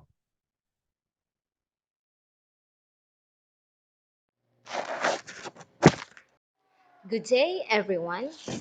This study rooted upon the realization on the importance of phonics awareness as a sub-skill that would be of help in developing the reading readiness among kindergartners. Thus, it is entitled Building Up the Phonics Awareness of Kindergartners through Modified Three-Period Lesson Approach. Good day, everyone. This study rooted upon the realization and the importance of phonics awareness as a sub-skill that would be of help in developing the reading readiness among kindergartners. Thus the title, Building Up the Phonics Awareness of Kindergartners Through Modified Three-Period Lesson Approach. Originally, this study utilized the term phonemic awareness. However, upon the conduct of deeper analysis and extensive readings, the term phonics awareness is more appropriate as it focuses on letter-sound relationship, which was the focus of this study. Thus, the revised title. Kindergarten is one of the most crucial stages wherein the emphasis on the reading development among learners must be prioritized. Phonics awareness, which centers on letter-sound relationship, could be considered as a significant foundational skills that would help the learners to cope up with the demands of learning how to read. On the other hand, the three-period lesson approach, which was introduced by Edward Sigan and was widely used as a part of the Montessori method of teaching, is an effective way of presenting vocabulary to young children, which ensures the maximum understanding, absorption, and application of new words. However, there are only few investigations and studies which highlight the importance of phonics awareness as well as the effectiveness of modified three-period lesson approach. The researcher utilized the modified three-period lesson approach as a way of building up the phonics awareness among the kindergartners. This study tried to answer the following queries. What are the average pre-test and post-test scores of the kindergartners? Is there a significant difference in the pre-test and post-test scores of the respondents before and after the utilization of modified three-period lesson approach? And what is the implication of the findings of the study on the utilization of modified three-period lesson approach in building up the phonics awareness of kindergartners? As regards to the methodology, this study was quasi-experimental in design. It utilized the 8 kindergartners of Malusak Elementary School as the respondents. For ethical issues concerns, the data obtained were subjected to confidentiality and the consent from their parents were sought. The results of the pre-test and the post-test were interpreted utilizing the mean and the t-test as the statistical treatments. The findings of the study revealed that the phonics awareness of the kindergartners improved during the post-test, which had a significantly higher mean score than the t-test. Moreover, the utilization of the modified three-period lesson approach resulted to a notable development in phonics awareness of kindergartners proven by the significant difference in the pre-test and post-test results. The modified three-period lesson approach is an effective intervention tool in building up the phonics awareness of the kindergartners. Based from the findings and conclusions of the study, the researcher would like to humbly recommend the following. First is to utilize the modified three-period lesson approach in developing the phonics awareness among kindergartners, and also to provide different intervention programs which center on the development of phonics awareness. Again, this is from Rena Venecia D. Santamina of Malusac Elementary School at Timonan 1 District, Division of Quezon. Presented to you the research entitled Building Up the Phonics Awareness of Kindergartners Through Modified Three-Period Lesson Approach. Thank you very much and have a good day. Ladies and gentlemen, magandang araw po sa ating lahat. I am Sir Anda of Plaza Rizal Elementary School from the Division of Quezon. Today, I'll be presenting my research entitled Parents Academy, a capability program to improve the Plaza Rizal Elementary School parents' involvement in education during the pandemic. In the Philippines, parents see education as the most valuable gift they can offer their children, believing that it will serve as their way of overcoming poverty and attaining prosperity, and they will do everything in their power to ensure that their children receive an education. Unfortunately, similar to many other sectors of the economy that have been hit badly by the COVID-19 pandemic, the education sector has also been forced to bear the full brunt of the COVID-19 pandemic. Continuous face-to-face instruction was infeasible, necessitating the development of alternate learning methods. Parents were required to serve as tutors for their children's homeschooling while working from home, and schools were required to provide numerous options to do distance education. The RISIC and Bonigi-VAC added that parents' involvement in their children's education begins at home, where they provide a safe and healthy atmosphere, suitable learning opportunities, support, and a favorable attitude about school. However, despite the positive features of parental involvement in the educational achievement of their children, there are hurdles and problems that parents face and find difficult to manage during pandemic. Delhi December 15 et al. Emphasized that parents are finding it difficult to focus on different aspects of their child's development, helping with their work and assignments, dealing with children's fears and stress, managing behavior problems, and keeping them engaged, focused, and attentive. This study specifically sought to answer the following questions. Number 1, what is the demographic profile of Plaza Rizal Elementary School parents in terms of educational attainment? Second, what is the capability of Plaza Rizal Elementary School parents in terms of motivating learners to study, attitudes toward education, and ability to guide and help children in their lessons or study? Third, is there significant difference in the capability of Plaza Rizal Elementary School parents in terms of motivating learners to study, attitudes towards education, and ability to guide and help children in their lessons or study? And last, what school policy or program could be made from the result of this study? And for the research design, a descriptive causal comparative research design was employed in this study. For the research locale, Plaza Rizal Elementary School in Gumaca West District, Division of Quezon, served as the locale for the study. Purposive sampling is employed in the study. The participants in this study were 130 Plaza Rizal Elementary School parents and guardians. The researcher wrote a letter of consent and approval to the public school district supervisors of Gumaca West District for the conduct of the study, and also sought and obtained written consent from all the participants, ensuring the confidentiality and data privacy of all the participants. For the research instrumentation, the researcher used self-made survey questionnaire validated by the experts to establish validity and reliability. Proper communication was created first for the study's conduct among Plaza Rizal Elementary School parents and guardians. The data was acquired using a self-made questionnaire distributed to 130 respondents. The survey questionnaire was administered both before and after the capability program was implemented in school year 2021-2022, and the results were tallied, interpreted, and evaluated. For the data analysis, the respondents' answers and responses were interpreted using a weighted arithmetic mean and a Likert scale. Data was tallied, tabulated, and analyzed numerically. Sections introduces and focuses on the capacity to motivate students to study, attitudes towards education, and the ability to guide and assist children in their lessons and study. The researcher employed one-way analysis of variance to determine the significance. Results and discussion. Table 1, the demographic profile of the Plaza Rizal Elementary School parents in terms of educational attainment shows that most of the parents are high school graduates with 54%, followed by secondary school level, college graduates, elementary school graduates, and elementary school level. According to Takwari et al. Of 2019, educational attainments of parents is essential for the development of knowledge and skills of their children. Table 2, the weighted mean of the respondent in terms of motivating children to study. It represents the capability of parents to motivate their children. In general, the respondents' overall response suggests that they are capable of motivating their children to study. Nonetheless, there are several indicators that they would benefit from more training, such as how to motivate and encourage their children, and they do not have the patience necessary to motivate and guide their children. The table 3 represents the respondents in terms of attitudes towards education. It shows the attitudes towards education of Plaza Rizal Elementary School parents.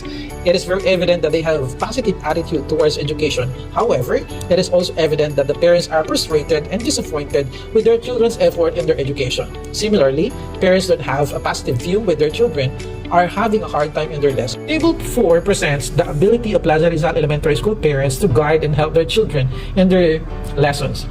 The parents generally agree that they doesn't have the ability to guide and help their children in their lessons. They stated that they're doing their best to help their children despite they don't know the lesson, and at the same time, they ask other people to help their children in their lessons.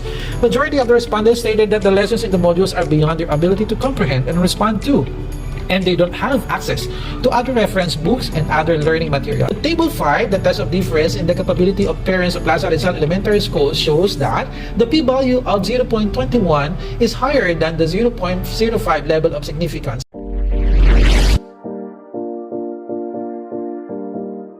My study is about praxeological and development progress analysis of hybrid learning modality in Quezon National High School. I am Rolando Esmerl, a secondary school teacher 3 from Quezon National High School, Division of Quezon, Philippines. Education has been impacted by the highly infectious coronavirus disease 2019 globally, and various disagreements from both public and private school systems on how to open the school year has prompted the school leaders, parents, and teachers.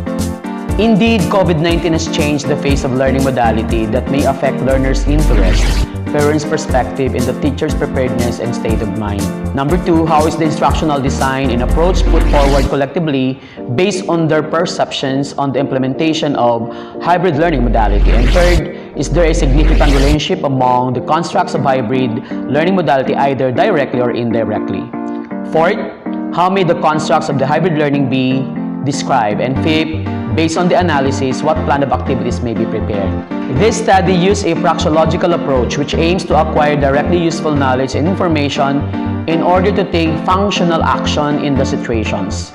Because it aligns with the participatory paradigm, praxeology was used as research methodology because it provides an authentic procedure for learning within a social, cultural context. In this manner, both the respondents and the researchers were identified as subjects in order to uncover real environment without predetermined interventions. 14 parents, 67 students who were interviewed using unstructured interview guide, the use of minutes of the meetings, field notes of the researchers, messages and communications through group chats, short and informal conversations were the main sources of the data. The study was conducted at Quezon National High School. It has offered basic education curriculum or BEC, special programs like special program for science and technology and engineering, special programs for arts, special program for journalism, and special program for foreign language subject. It is one of the largest schools in the division of Quezon with a total population of 11,455 based on LIS 2022. This study, which delved in analyzing the implementation of hybrid learning, as the chief advisor manages to communicate with 81 teachers in one grade level, must be knowledgeable of the actual problems and situations. Thus, a deeper look into these factors must be taken into account. In the onset of the face-to-face classes, a series of conferences, meetings were held in order to prepare for the opening of classes. The researchers tried to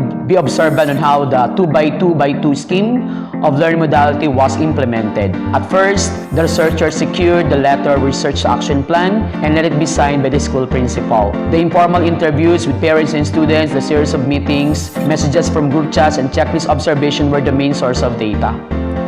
It was treated statistically and considered the respondents as non-participatory observation.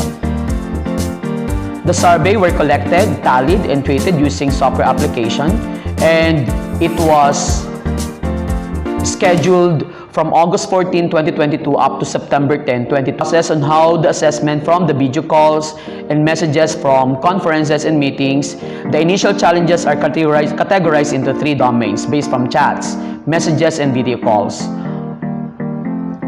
It reveals that the physical or facility preparedness got the highest comments with 67 similar tones and comments from the meetings, chats, and video calls. This requires much need attention.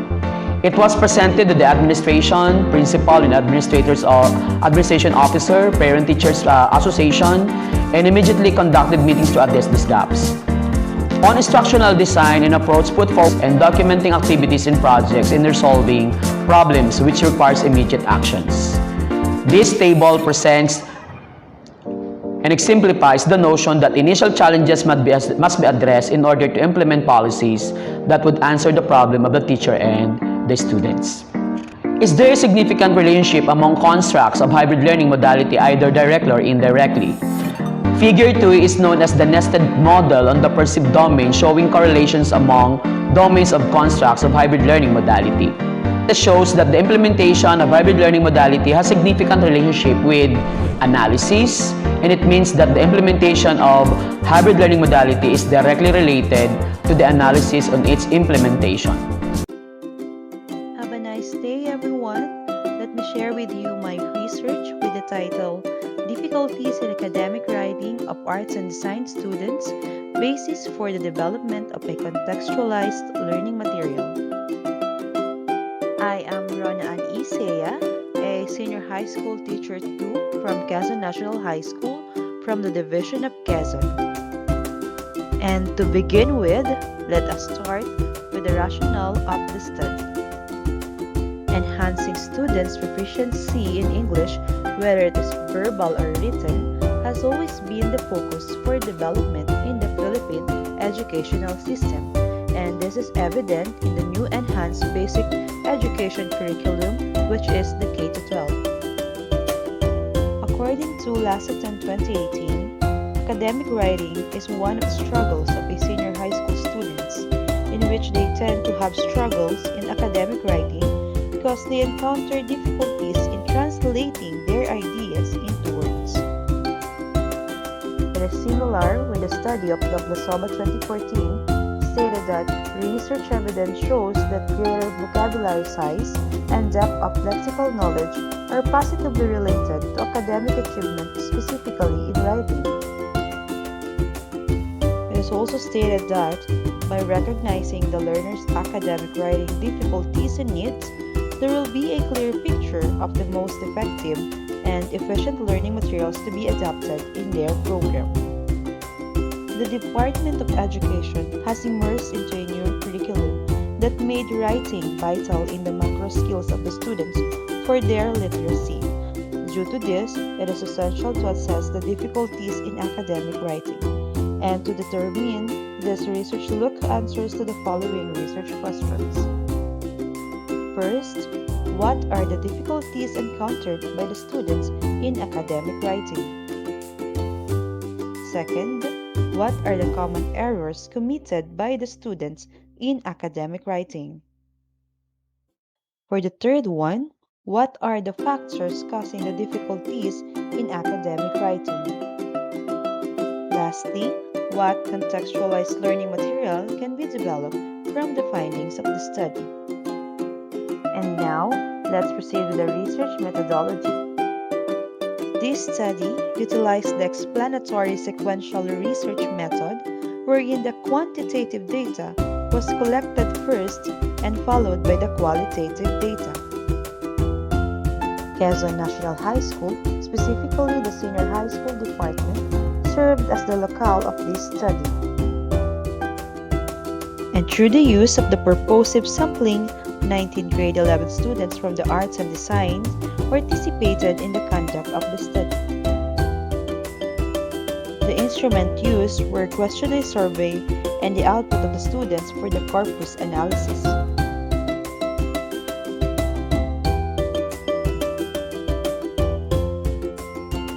Now, here are the results of the study. Figure 1.1 revealed that the most common difficulty encountered by the students in academic writing in terms of choosing a topic is that they find it hard to look for a subject that they are familiar. On the other hand, Figure 1.2 showed that the most common difficulty encountered by the students in academic writing in terms of researching is they find it hard to collect relevant information. While Figure 1.3 revealed that the students find it hard in writing their thesis statement. This research also revealed that there are two factors discussing the difficulties in academic writing, which are the internal factors and external factors.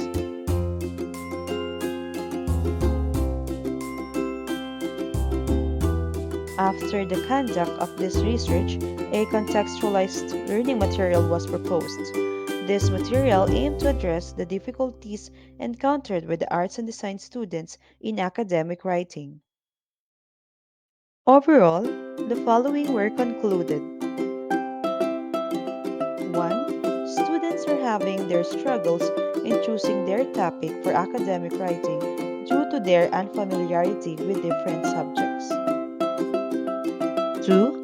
Students are experiencing difficulties in researching because they tend to collect irrelevant information. And 3.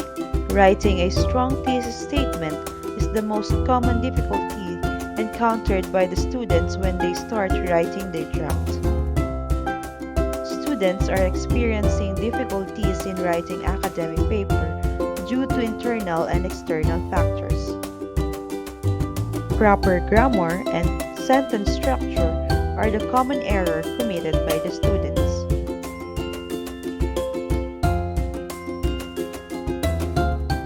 Good afternoon. I am Ronel D. Osenya from SDO Quezon. My action research entitled A Modified Concrete Pictorial Abstract Learning Toolkit in Parents' Involvement to Improve Pupils' Performance in addition. The education sector has been hit hard by the COVID-19 pandemic.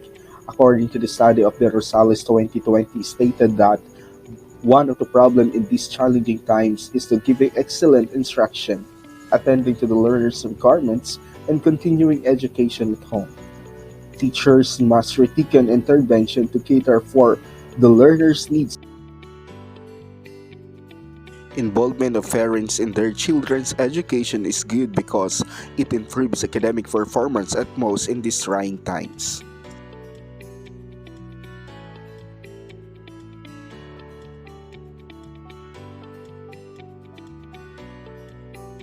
For the research question, number 1, what is the level of performance of grade 2 pupils in addition, before and after utilizing the modified CPA learning toolkit?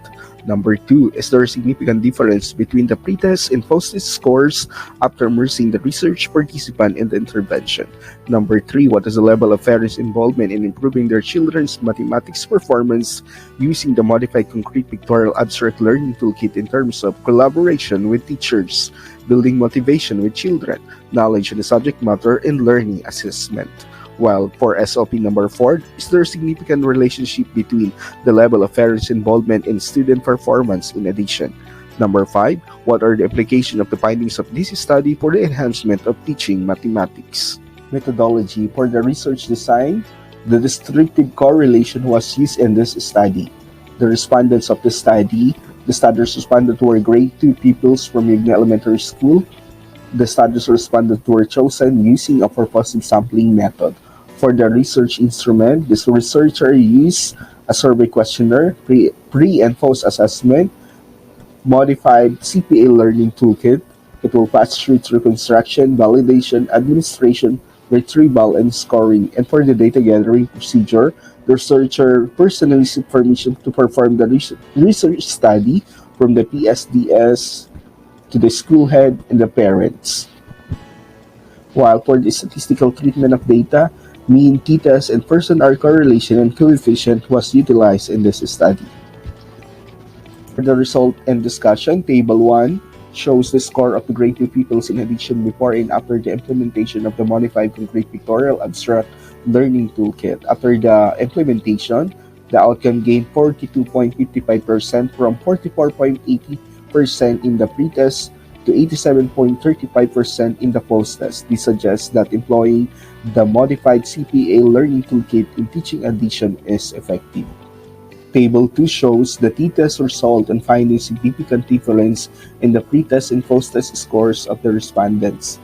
The table shows that the computed p-value 9.56 more than significant to the critical value of 1.74 means that the null hypothesis is rejected. Since the p-value of 0.001 is less than to the significant level of 0.5, This means that the learner's performance in the pretest and fastest score is statistically significant. Table 7 shows the summary of the level of parents' involvement. A grand mean of 3.47 or highly manifested indicates that the level of parents' involvement is backed up by the Erickson theory of psychosocial development, which says that children's ability to attain objective begins to grow when their parents are actively involved in their development. Because of children, especially those in the lower grades, require parental supervision and assistance when it comes to completing school assignment and activities. The computer level of parents' involvement is 3.47, while the computed pupils' performance in addition is 87.35. The R value is 8.42, interpreted with high correlation. The computed p-value is 0.001, implying that there is a relationship between the level of parents' involvement and pupils' performance in addition is significant. Welcome everyone to the 2022 virtual conference on basic education researchers. I am Mr. Ricardo O. Ocastar from SDO Quezon Province. Kanda National High School, Sariaya, Quezon will present Enhancing Students' Academic Performance through Project Old Math. Overcoming learning difficulty in mathematics. Learning difficulties can stem from many causes. These include lack of preparation, lack of effective study skills, learning disabilities, disorganization, or misplaced priorities. This can also include lack of motivation, procrastination, inability to concentrate due to stress, and many other causes. One of the first steps in overcoming learning difficulties is to understand the causes underlying problem. Learning difficulties is often the first descriptive term used when a child begins to have trouble in school. In some countries, it is also used as synonym for learning disabilities. However, learning difficulties and learning disabilities are usually distinguished, with learning difficulties being the broader term. Any person may experience a learning difficulty between mild and severe, which may be caused by internal or external factors, and may or may not be an expected consequence of the person's potential. We are only beginning to understand the economic impacts of COVID-19, but many other issues have emerged and need to be urgently addressed, like the closure of the schools and impact on the learning and burden of education on students, parents, and teachers. In the Philippine setting, the creation of DepEd Order No. 12 Series 2020, adoption of the Basic Education Learning Continuity Plan for the school year 2020-2021 in the light of COVID-19 was made to ensure education must continue amidst challenges. Education must continue to give hope and stability, contribute to normalization of activities in the country, facilitate development of our learners, and bring normalcy to their lives. But health and safety of learners and school personnel are of utmost importance and must be always protected. In this study, the researcher engaged in a mixed methodology of both quantitative and qualitative approaches in the data collection and analysis process. Moreover, it is a descriptive comparative design in nature, since it deals with a comparison of the gathered data and current conditions concerning students' academic performance and identification of the parental involvement in the implementation of the Project Old Math. Research locale: Kanda National High School in Barangay Kanda, Sariaya, Quezon serve as the locale of the study. Moreover, nearby barangays and partner homes serve as the venue of the Project Old Math implementation. The researchers applied purposive sampling techniques in choosing 135 grade 9 students of Kanda National High School for the school year 2021-2022. Focus group discussion was also facilitated to 10 parents to extract the benefits problem encountered in the implementation of the Project Old Math, and to determine the extent of students' academic performance using Project Old Math. The study utilized written pre-test and post-test. Moreover, the set of questions were given to the participants of the focus group discussion. Here are the findings. Students' academic performance before and after the implementation of the Project Old Math. Significant difference on the academic performance of students before and after the implementation of the Project Old Math. Parents' involvement in the implementation of Project Old Math in terms of assistance students to learning. The study was beneficial since it is one of the Canada National Institute's best teaching and learning practices in delivering basic education learning continuity plan. It also opened opportunities on how students may alternatively learn during pandemic. Based on the findings of the study, the following conclusions were drawn. The data revealed that before and after Project Old Math implementation, there is a significant increase in their academic performance. There is an active involvement of parents and students in the implementation of the Project Old Math. There is also an evident increase in the mean percentage scores of the students. For the recommendation, intensify and replication of the implementation of the Project Old Math, since it has a significant difference on students' academic performance. Further increase the parents' involvement by orienting them about the importance of studying and supporting their child in coping up the new normal setup in education. Enhancement of the program considering the perceived advantages and challenges by adding features related to the teaching and learning process that will help them, both parents and students. Here are my references. Magandang araw po. Ako po si Ramsey M. Tolentino at hayaan niyo po akong ihayag sa inyo ang aming saliksik na mga piling akdang pampanitikan ng Candelaria, Quezon bilang kagamitan sa pagtuturo ng Filipino at pagpapalawak ng talasalitaan. Para po sa panimula, ang bawat lugar sa Pilipinas ay may kanya-kanyang pagkakakilanlan mula sa kultura, tradisyong kanilang kinaugalian at maging sa wikang ginagamit ay magkakaiba ang bawat kapuluan dito. Ito ay maaaring mabaka sa kanilang mga natatanging pampanitikan na maaaring mabasa at kapulutan ng mga magagandang aral.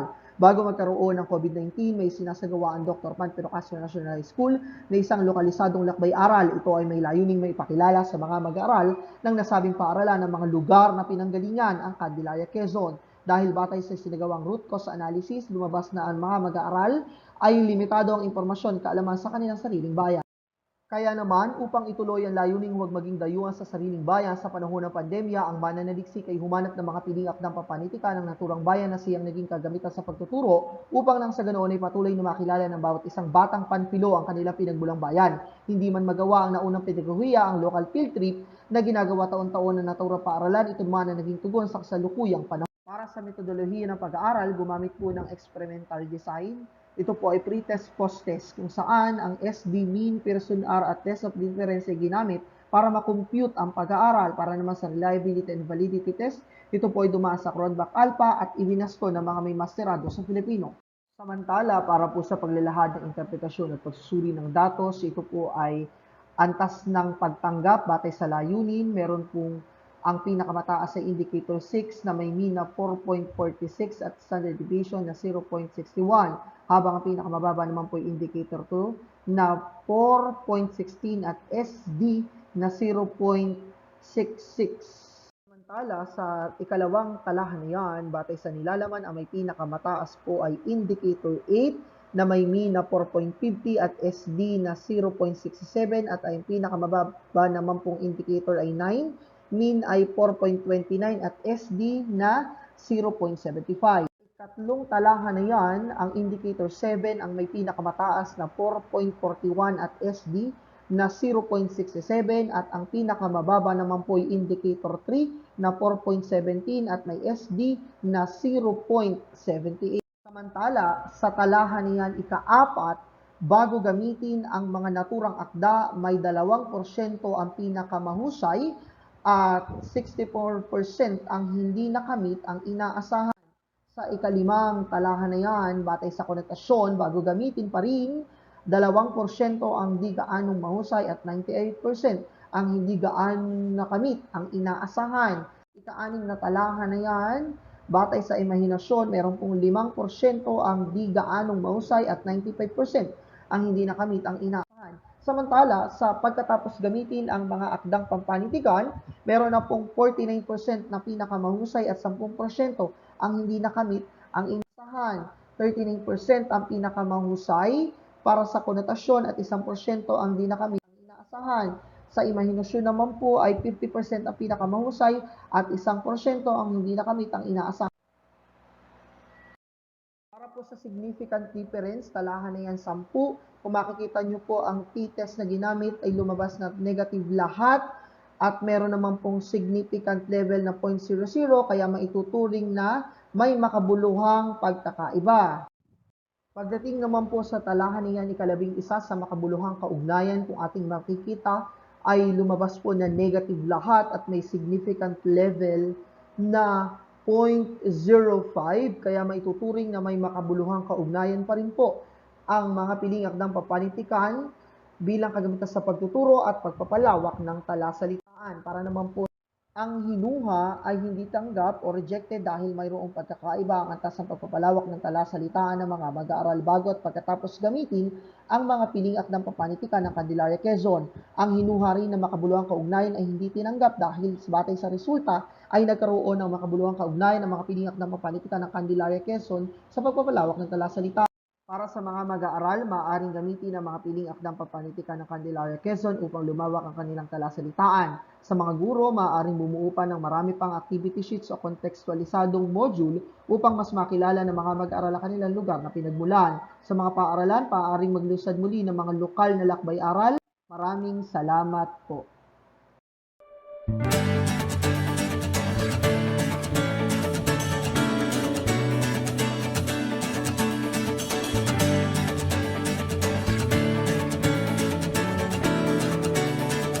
Teaching in the New Normal, Reflections on the Experiences of Selected Public Schools Handling Modular Distance Learning Classes in SDO San Pablo by Dr. Heidelin S. Tolentino, Sir Albert T. Saul, and Dr. Nora M. Calabia.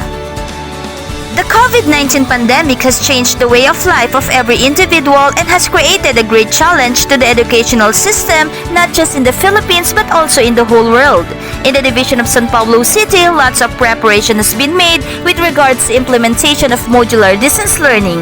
However, regardless of all the undertakings made, it is very important to know the actual learning experiences of teachers during this pandemic. The results of this study may be used by school heads and supervisors as basis for the technical assistance provision and for the development of school projects. The purpose of this was to explore how teachers describe their experience in handling MTL classes amid the pandemic. Specifically, it aims to answer the following questions. Consequently, Castro Verde identified challenges of teachers handling modular distance classes, while Talimudao stressed that adequate professional assistance may also be given.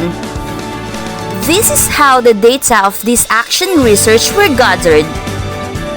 Semi-structured interviews were conducted with teachers privately via online and face-to-face in their classrooms. Purposive criterion sampling was used in this study to identify teachers who have experienced the phenomenon of delivering education using the MDL. A sample of 16 teachers participated in this study. Based on the table, teacher participants identified successes achieved during the implementation of modular distance learning delivery modality in their respective schools. Based on the thematic analysis conducted, these successes include the participation of internal and external stakeholders during the implementation of MDL and enhancement of teachers' competence. They emphasize that learners' participation, parent support, and LGU and NGOs' engagement were very evident during the implementation of modular distance learning delivery modality in their schools. Teacher participants also stress out that it improved their knowledge and skills on the use of different ways of communication to students and in implementing MDL in schools. Their patience and compassion for learners were also enhanced. Moreover, teacher participants also determined the challenges they encountered during MDL implementation in their schools. These challenges include lack of learners' resources and support and teachers' lack of training on MDL implementation.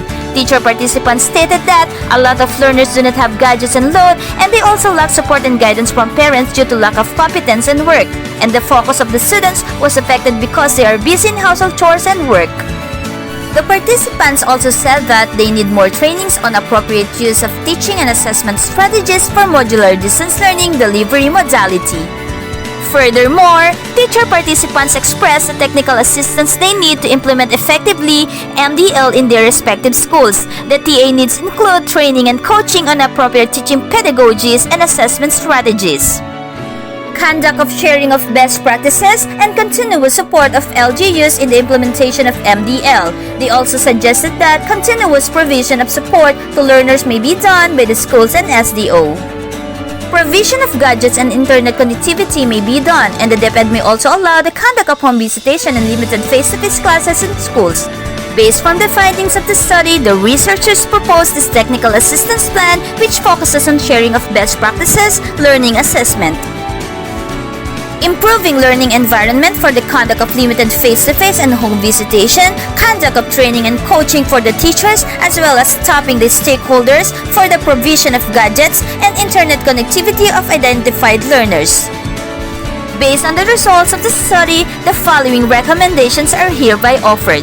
SDO and school heads may 1. Conduct more trainings and coaching sessions to teachers on appropriate teaching pedagogies and assessment strategies for MDL. 2. Conduct sharing of best practices among schools and learning centers. 3. Continuously top the support of LGUs in the implementation of MDL. 4. Continuously provide support to learners like gadgets and internet connectivity. And 5. DepEd may also allow the conduct of home visitation and limited face-to-face classes in schools.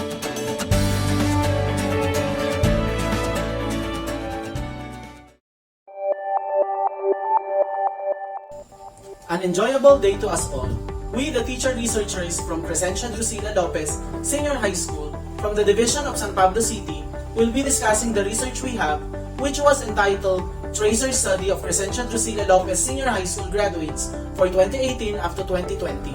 I am Roman S. Ladislao, the lead proponent.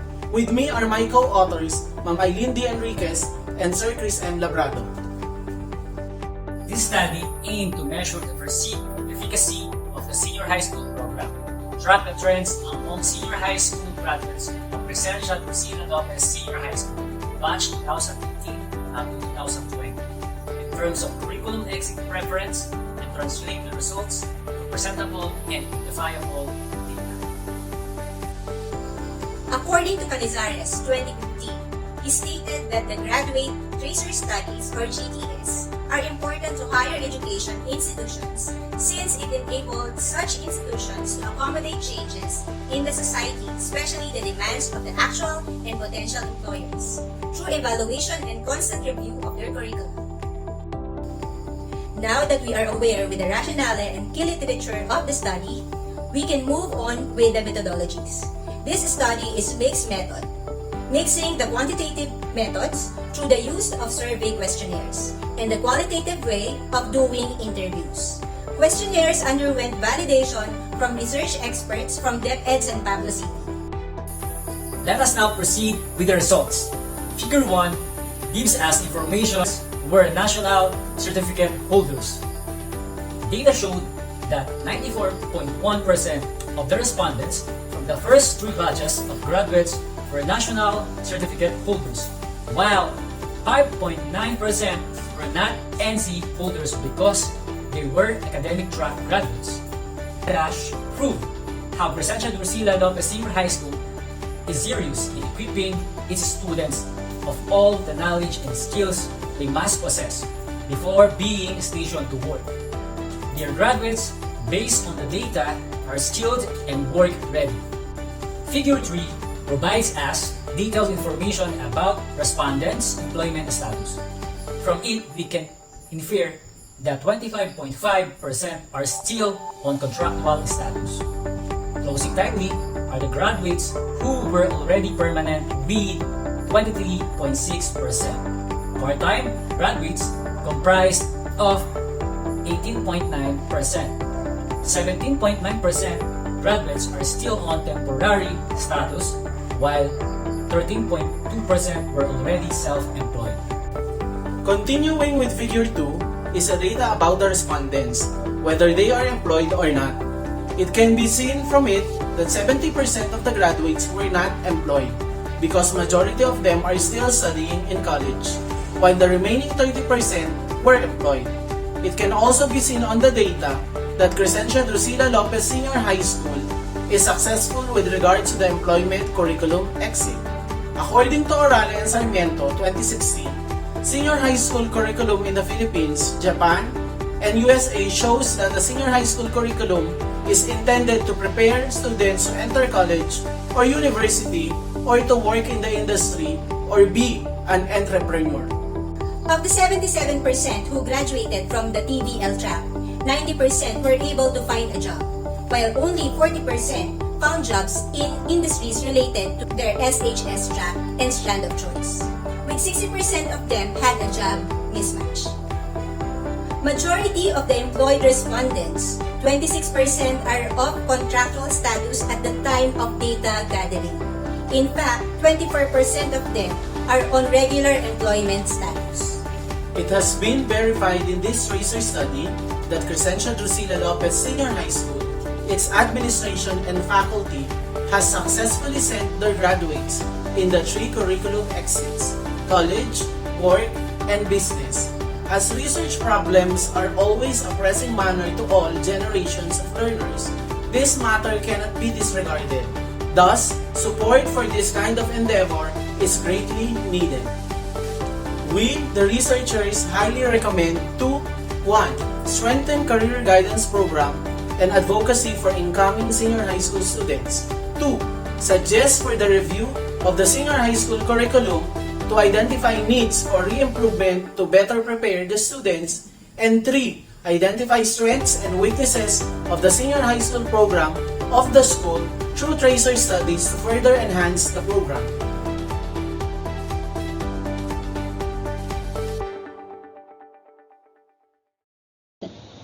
Good day. I am Nadeline Ann P. de Guzman from the Schools Division of San Pablo City, and I'm here to present my research titled Keeping Abreast with the Ease of Doing Business Act, the Implementation of the Automated Electronic Document Tracking System.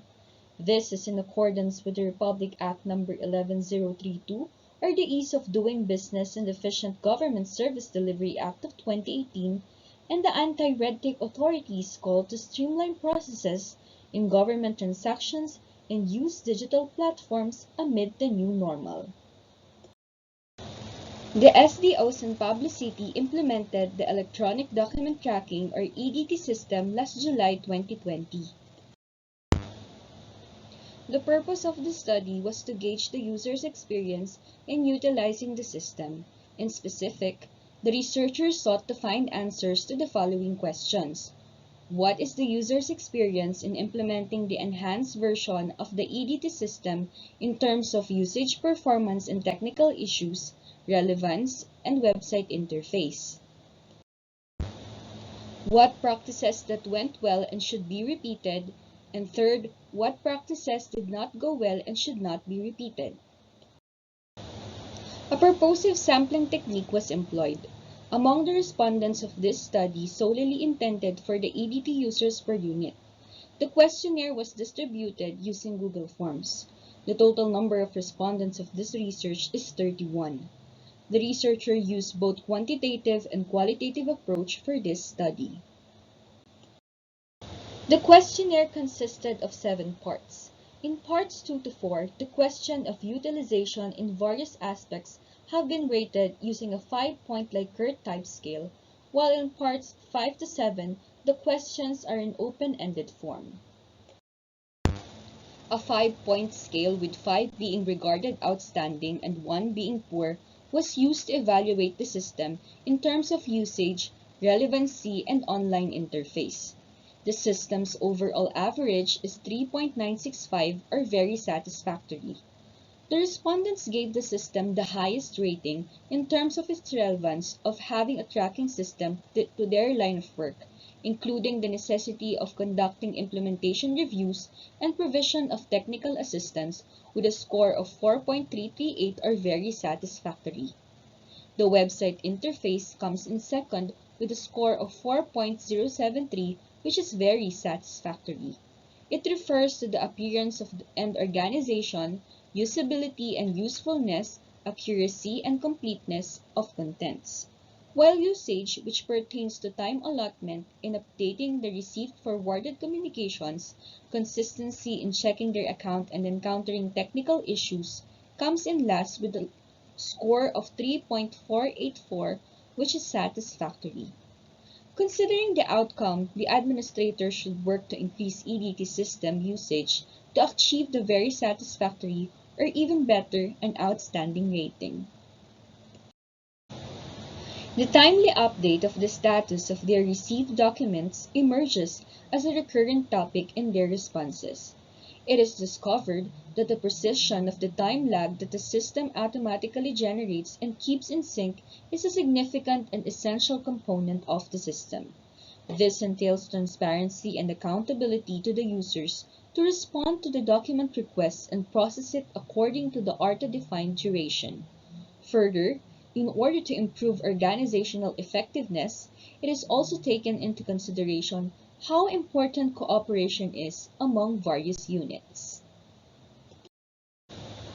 As for the conclusions and recommendations, it is beneficial to practice transparency and accountability among users when a report is generated by the system that precisely reflects the time it was received, transmitted, acted upon, and released to clients.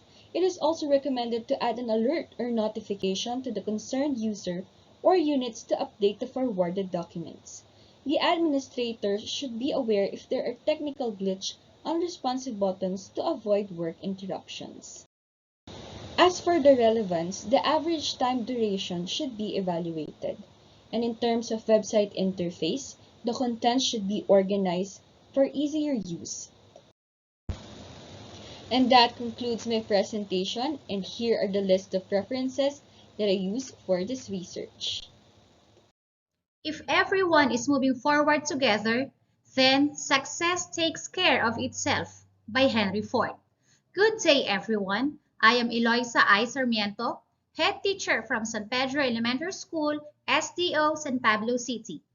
And I am here to present to you my research paper entitled Project Adapt a Neighbor and its Effect to School-Based Management Performance Indicators, an Analysis and Input to Planning, Intervention, and Innovation. According to Republic Act 9155, the state shall encourage local initiatives for improving the quality of basic education. Due to unprecedented effects of the global pandemic, educational sector was greatly affected. As early as first quarter of school year 2021-2022, San Pedro Elementary School had identified 15% of its pupils who are at risk of dropping out due to multiple factors. Due to the situation, the school, together with the PTA and other stakeholders, implemented the Project Adapt a Neighbor. It was initiated primarily to help address the challenges in the implementation of the distance learning. Thus, the birth of this research. Stakeholders' support play essential role in the success of the programs, projects, and activities. It was supported by the study of Cabardo year 2016 that stated parental and community participation in schools has created more effective schools and improved students' achievement. This investigation is a descriptive research, and it aimed to identify the effects of the Project Adapt a Neighbor to the SBM performance indicators for school years 2020-2021 and 2021-2022. Data were gathered and analyzed with utmost confidentiality and solely for the purpose of this study. The data being presented showed the findings of the research. It revealed the differences among the results between the respective school years. Moreover, the results demonstrated that there was 12.95% increase in the enrollment. The dropout rate was reduced from 0.89% to 0%. The promotion rate was increased by 0.89%, and there was 0.45% increase in the learning progress. After analyzing the data, the following are the implications. The implementation of the project helped the school to raise its performance relevant to SBM despite the challenges brought by the pandemic. Partnership between the school personnel, parents, guardians, and community were intensified and widened by involving them in the programs, project, and activities of the school. In addition, the essence of good values such as caring, sharing, helping others were the added value and showcased during the implementation of the project. Based on the findings of the study, it led to the formulation of the following conclusions. Project Adapt a Neighbor significantly affected the SPM performance indicators as strongly supported by the results. Thus, working together with the internal and external stakeholders helped the school in achieving its goals of the programs, projects, and activities. The researcher humbly recommends the following. First, inclusion of the Project Adapt a Neighbor in the next cycle of the school improvement plan. Second, continue the strong partnership with the different stakeholders to support the implementation of the school programs, projects, and activities. And conduct further study to identify the effects of Project Adapt a Neighbor in the school year 2022-2023, wherein full implementation of face-to-face will be imposed. Here are the references used in the study. It takes a village to raise a child. Thus, the support and help of the stakeholders and community play essential role towards achieving quality education.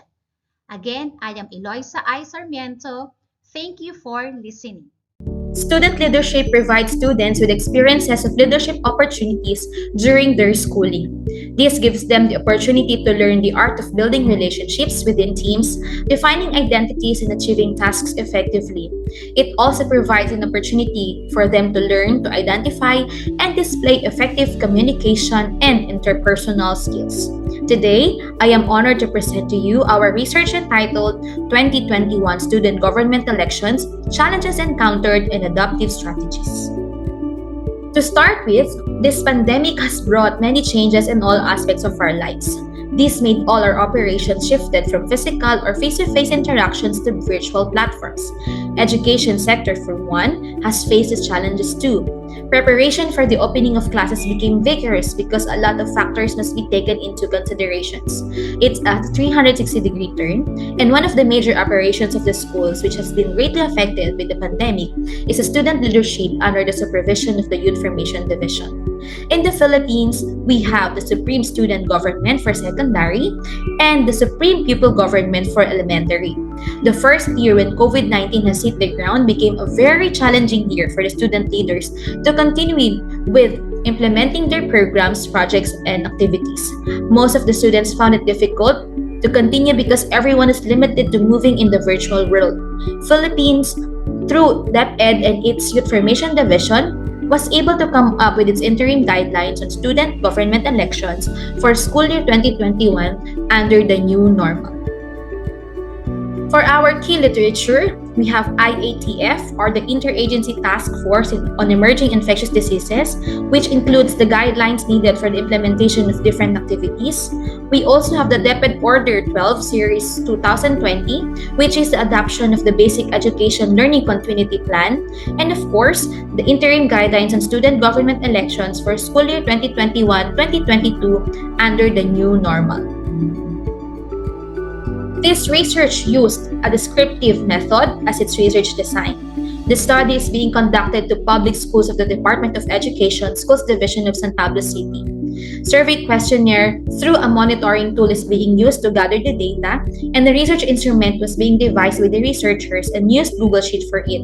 The respondents are the teachers who acted as chairpersons and members of the school's Commission on Elections or COMELEC for the conduct of 2021 student government elections under the new normal, which are being selected using random sampling. Semantic analysis is utilized to analyze the data.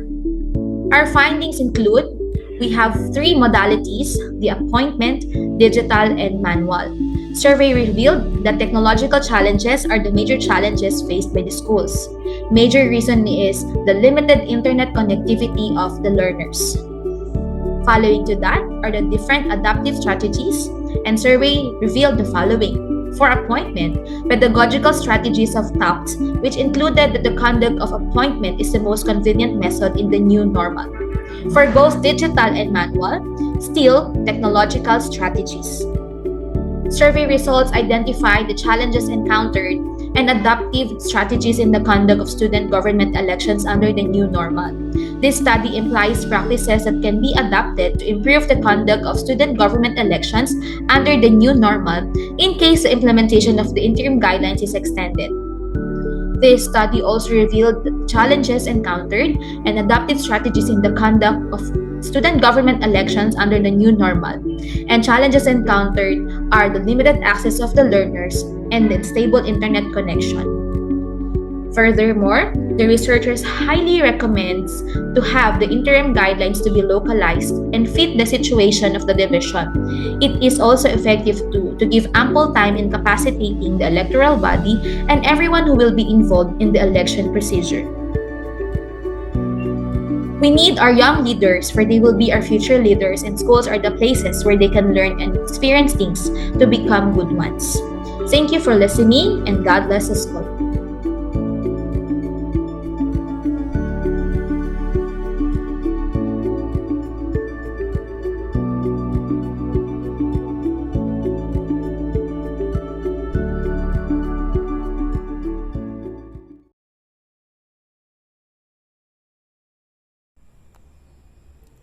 Effective school leaders are thought to have a set of components, competencies, or constructs manifested by behavior that relates to effective or outstanding performance in a specific job or role. Good day, everyone. I am Mr. Leon Mark B. Diumampo from Santo Niño Elementary School of San Pablo City, and I'm going to present my study entitled Emotional and Social Components as Predictors of School Managers' Core Leadership and Capacity Building Practices. The researcher used Daniel Goleman's emotional intelligence model with 4 domains: self-awareness, self-management, social awareness, and relationship management. Among these underlying variables, the study was limited to the scope of 12 sub-variables: emotional self-awareness, self-control, achievement orientation, positive outlook, adaptability, empathy, organizational awareness, influence, coach or mentor, conflict management, inspirational leadership, and teamwork. The use of descriptive and correlational research design led in achieving the objectives of the study, participated by 141 respondents from the schools in the Dapan District, Division of San Pablo City, who were purposively selected. The respondents composed of 30 school managers, including master teachers, academic coordinators, and 111 teachers. The result showed that only emotional self-awareness was found significantly different among the emotional components. In terms of social components, social awareness as to empathy and all relationship management constructs were found significantly different. As laid out by the correlation between emotional and social components to the core leadership practices, positive significant relationship was manifested. Same result was obtained between the correlation of emotional and social components to the leadership capacity building. A multiple linear regression analysis was conducted with the core leadership and leadership capacity building practices on the emotional components. It was revealed that the coach or mentor, inspirational leadership, teamwork, and achievement orientation of social components in relationship management led significantly to the regression model. This suggests that for school managers and other aspiring leaders, extremely utilize and capacitate core leadership practices and capacity building, they should be highly competent with emotional and social components in terms of relationship management, specifically being a coach or mentor, manifesting inspirational leadership, teamwork, and achievement orientation. Based from the results of the study, the researcher recommends the following.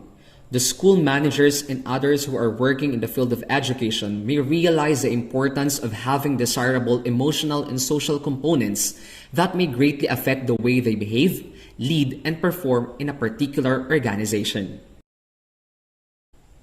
The Department of Education may conduct emotional and social competency inventory tests for all teaching and non-teaching personnel. Result may establish workforce strengths and development needs and somehow enables the organization to respond quickly to capability issues.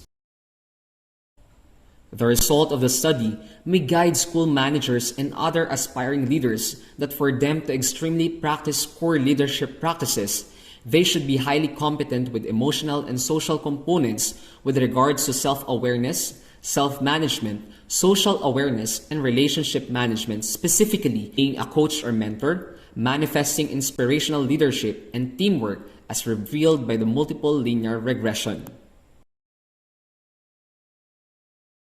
Good day, everyone. In behalf of my co-proponents, Mr. Phil M. Maghirang and Mrs. Carmena A. Gozo, allow me to present to you our research entitled The Alternative Work Arrangement and the Personal's Productivity in the Division of San Pablo City.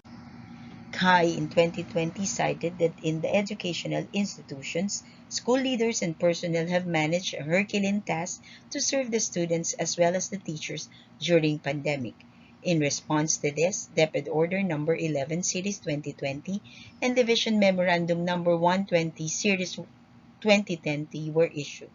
And according to WorkHealthLife.com, there are a number of pros and cons of this alternative work arrangement that may affect the productivity or performance of an employee or teacher. Descriptive correlational design was used in this study.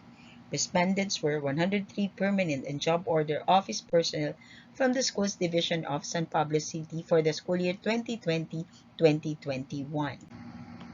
A researcher-made questionnaire in 3 parts was used. Data gathered were subjected to descriptive statistics. Factor analysis was utilized as well as person-moment correlation and regression. These studies specifically sought to answer the following questions. Number 1, how are the respondents be described in terms of age, gender preference, civil status, status of employment of spouse, number of children, religion, unit, section assigned, status of appointment, length of service, COVID-19 vaccination status, available gadgets used for office activities, type of internet connectivity, and performance rating. Number 2, what is the perception of the respondent towards alternative work arrangement in terms of work from home, flexible work schedule, and job sharing? Number 3, what is the perception of the respondents on personnel's productivity in terms of quality of work, quantity of work, working relationship, and job satisfaction? And number 4, do alternative work arrangements have significant impact and or relationship to personnel's productivity? For the findings in the profiling of respondents, most are 31 to 50 years old, female and married, spouse are mostly working, with 1 to 2 children and are Catholic. Majority are permanent and are assigned at the CID. Most of the respondents are 5 years or more in service. Most are fully vaccinated and with boosters. Majority have laptop and cell phone with internet connectivity both at home and in the office, and the performance rating of most of the personnel were very satisfactory for 2020 and some were even given outstanding rating in 2021. For Part 2 findings, work from home or working at home saved the respondents money. It Its outcome became beneficial to employees, teachers, and personnel, so as with flexible work schedule. To most of the respondents, flexible work hours indeed became favorable to them at the time of pandemic. As to job sharing, it really helped them manage their work and family time as well. Work or project not affected even if absent, since another member can help do the job. As such, job sharing was assumed as effective in terms of progress of work. To conclude, AWA and job sharing has beneficial outcomes as it saves money, balances their time at work and family, and accomplish more tasks when shared among co-workers. A strongly agree response in quality of work, quantity of work, working relationship, and job satisfaction in terms of productivity indicates that personnel accomplish more work when it is done at home, flexible work schedule, and shared with co-workers. AWA also have a significant impact and or effect to personnel's productivity. For the recommendations, AWA may be retained or continued. Job sharing may be considered part of office routine, continuous implementation of flexible work schedule during new normal, and conduct future studies that could be a predictor of productivity of employees and or teachers. Here are some of the references. This has been Maria Rosario Lisa Sitikson saying thank you to everyone. Good day, everyone. My name is Sir Mike Allen J. Religioso, and with me are Ma'am Lorraine VCBER and Ma'am Josephine Cabral to present to you our humble paper titled A Research Study on the Senior High School Strands and Curriculum Exits of Junior High School Completers School Year 2015-2016 of Prudential Fuller Memorial National High School. For the introduction and rationale, the enactment of the Enhanced Basic Education Act of 2013 paved the most massive education reform, and one of the salient features of the K-12 curriculum is that it gears the students for the future. However, while the first batch of the senior high school graduates theoretically possess 93% of the competencies, challenges in curriculum exits still exist. This negates the promise of the K-12 program. And with these, tracer studies recognize and address curriculum-related issues. These papers guided by the following research questions. What is the demographic profile of the junior high school completers batch 2015-2016 as to the following aspects? Number 2, what are the senior high school strands taken by the respondents? 3, what are the curriculum exits of the respondents after senior high school? 4, what is the percentage of alignment between the respondents' chosen strands and their curriculum exits? 5, is there a significant relationship between the respondents' demographic profile and their chosen strand? And 6, is there a significant relationship between the respondents' demographic profile and senior high school strand with their curriculum exit? The studies of Agahino and others and PSA 2016 and literature from RA 10533 and the International Labor Organization in 2016 are presented here as key literature. This study employed descriptive research design as suggested by Fisher and others in 2014 and Nasahi in 2015. Snowball sampling was utilized on 112 junior high school alumni batch 2015-2016. For data gathering and analysis, descriptive survey through Google Form was used. Data was then collated and treated using frequency count and percentage. Furthermore, Pearson chi-square test of independence was used to identify relationships. The findings of this tracer study are as follows. Most of the respondents were 22 years old, female, single, and living with less than 10,000 monthly family income.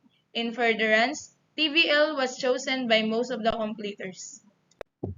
Curriculum exit as to employment reveals that majority were privately employed, full-time, with less than 10,000 monthly income, and are factory workers and operators.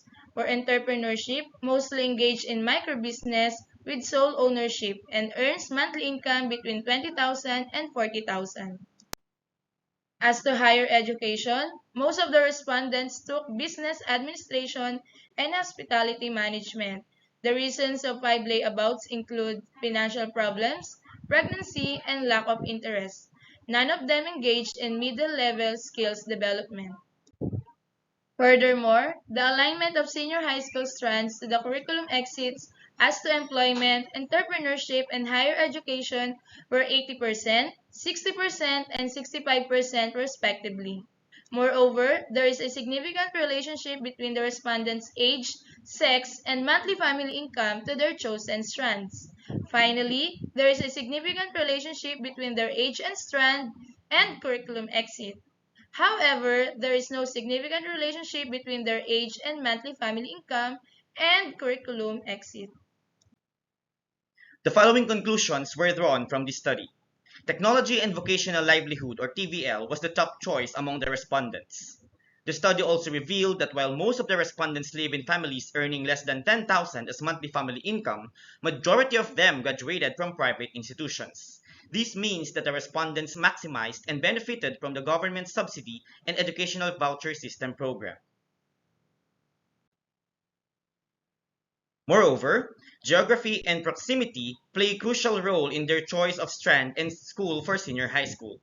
Completing higher education results to better employment opportunities, and majority of the respondents took college education which were aligned to their senior high school strands.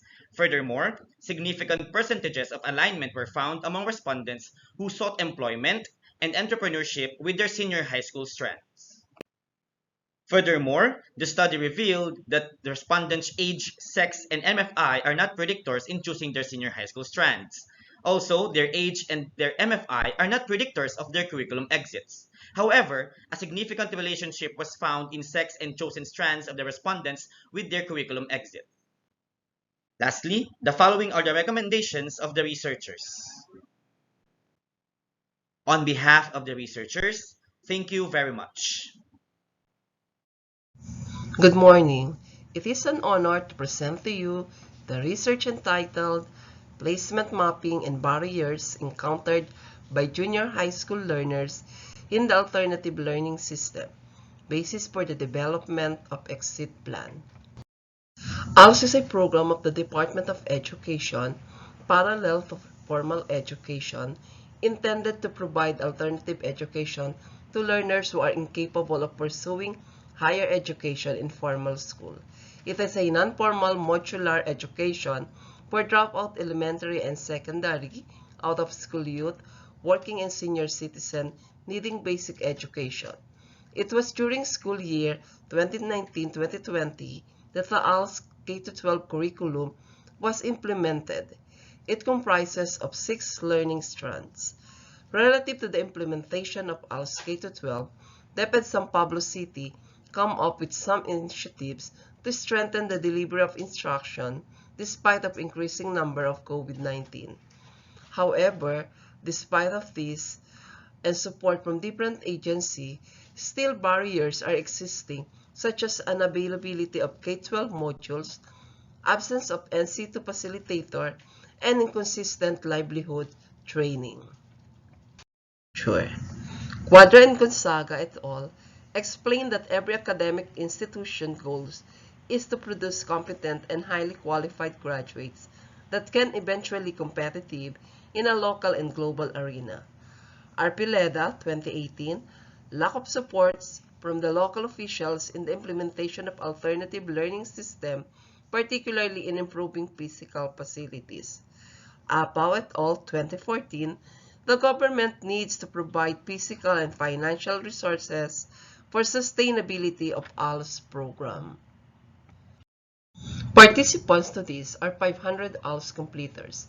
However, only 380 were gathered due to high risk of COVID and difficulty in distribution and retrieval was experienced. The study employed descriptive research design characterized by collection and analysis of quantitative data. Responses were interpreted through frequency counts, ranking, percentage, and weighted mean. A purposive sampling also employed to identify participants. There were more learners on age bracket of 16 to 20. More male learners are interested to ALS program than female participants by school year 2018 and 2019. This could mean that more male students are dropping out in school, while female students were most likely asked by their parents to stop from attending school. The data showed these females have higher opportunity costs as they would like to spend more time taking care of their children at home and doing household chores. In terms of placement in 2018, majority of participants with 35.29% were employed, and in 2019, more participants were unemployed with 15.29%. This means that after completion of the secondary level, ALS learners prepared for employment to help family needs. However, in 2019, majority of participants were unemployed. This may be attributed to the traditional alternative learning system was primarily focused on basic literacy, accreditation, and equivalency. More ALS completers pursued education in 2019.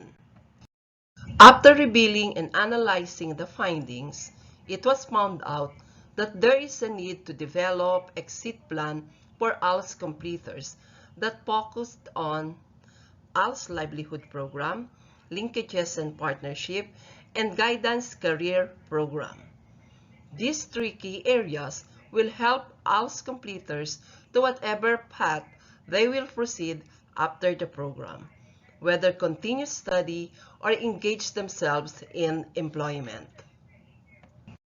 The literature of this study is guided by factors influencing the dropout rate in alternative learning system, accreditation, and equivalency program, problems encountered by mobile teachers assigned in Tandag City, and lastly, Education for All reports of 2015.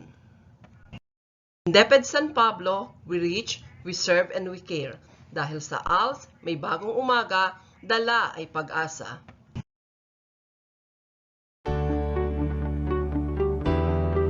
Good day everyone, I'm Maureen Algalabia, grade 6 teacher from San Gregorio Elementary School, Division of San Pablo City.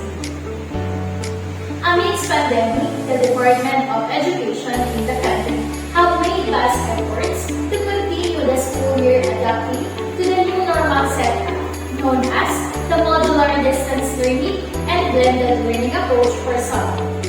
The teachers shall conduct online classes with the usage of internet, maximizing social and educational websites and applications to deliver instructions and assessment. This setup is also supported by print modules, provided with answer keys and guide to promote self-learning for students at home. As an educator in these challenging times, the teacher-researcher has seen the need and was motivated to conduct this action research on enhancing students' academic achievement in Araling Panlipunan 6 by developing and using ClassPoint application.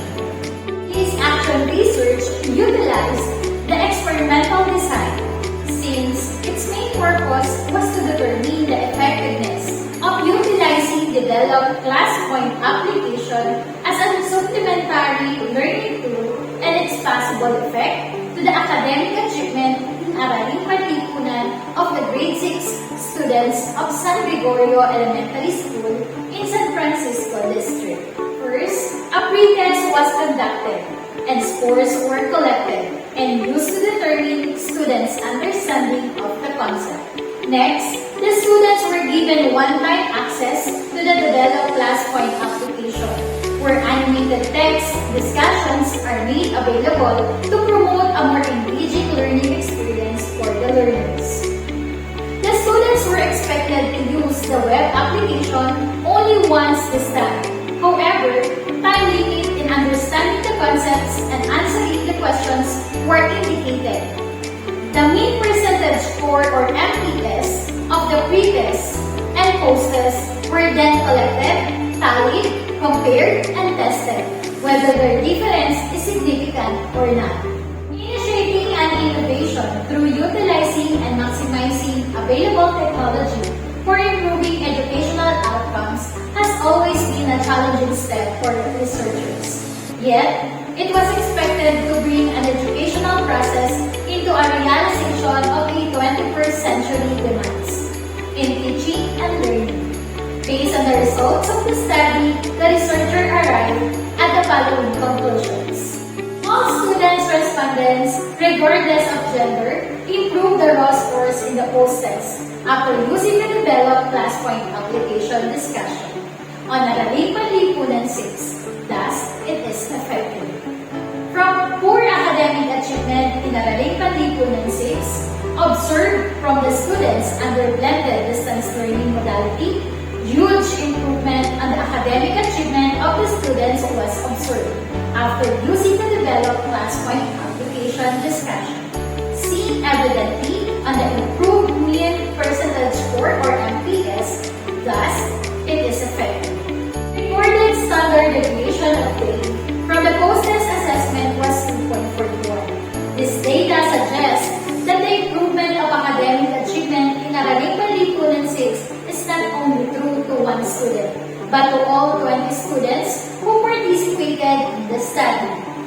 The obtained value of the standard deviation suggests that the scores in post-test are clustered around the mean and implies that most or all students got higher score in post-test than previous. Thus, it is effective. From the findings of the study, the following are recommended.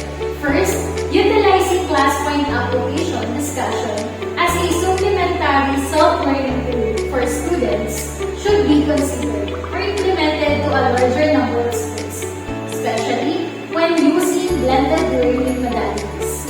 Also, teachers should be given in-service training about class point and other web applications to gain more knowledge and skills related to the platform and how it will be used to achieve better educational results. Lastly, this action research should be continued or improved, allowing treatment of other factors or variables.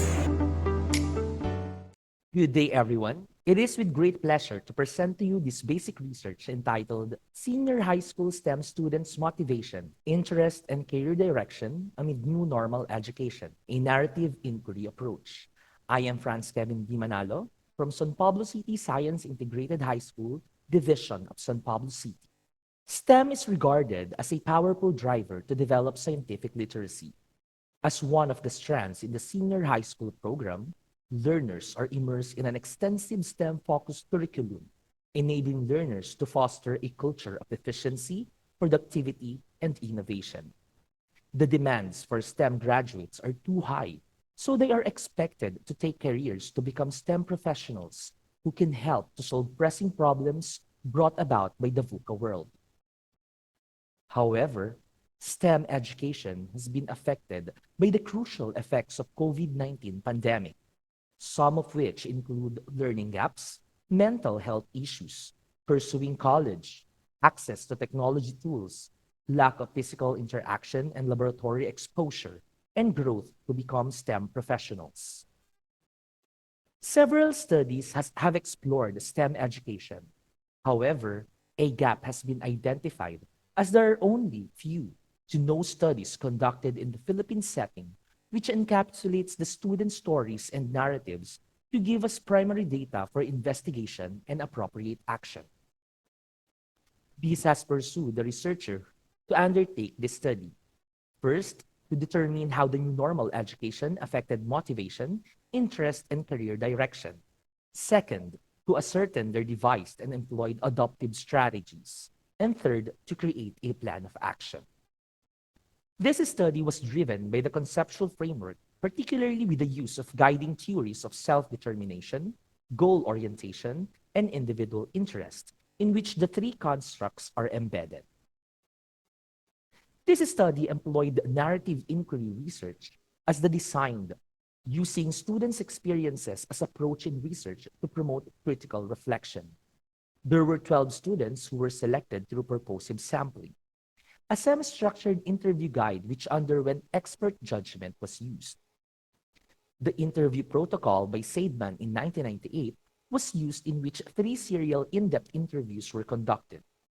The research utilized analysis of narratives by Paul Kinghorn in 1995 to formulate concepts that lead to categorical identity. The researcher followed the principles of ethics, namely beneficence, respect for human dignity, and justice.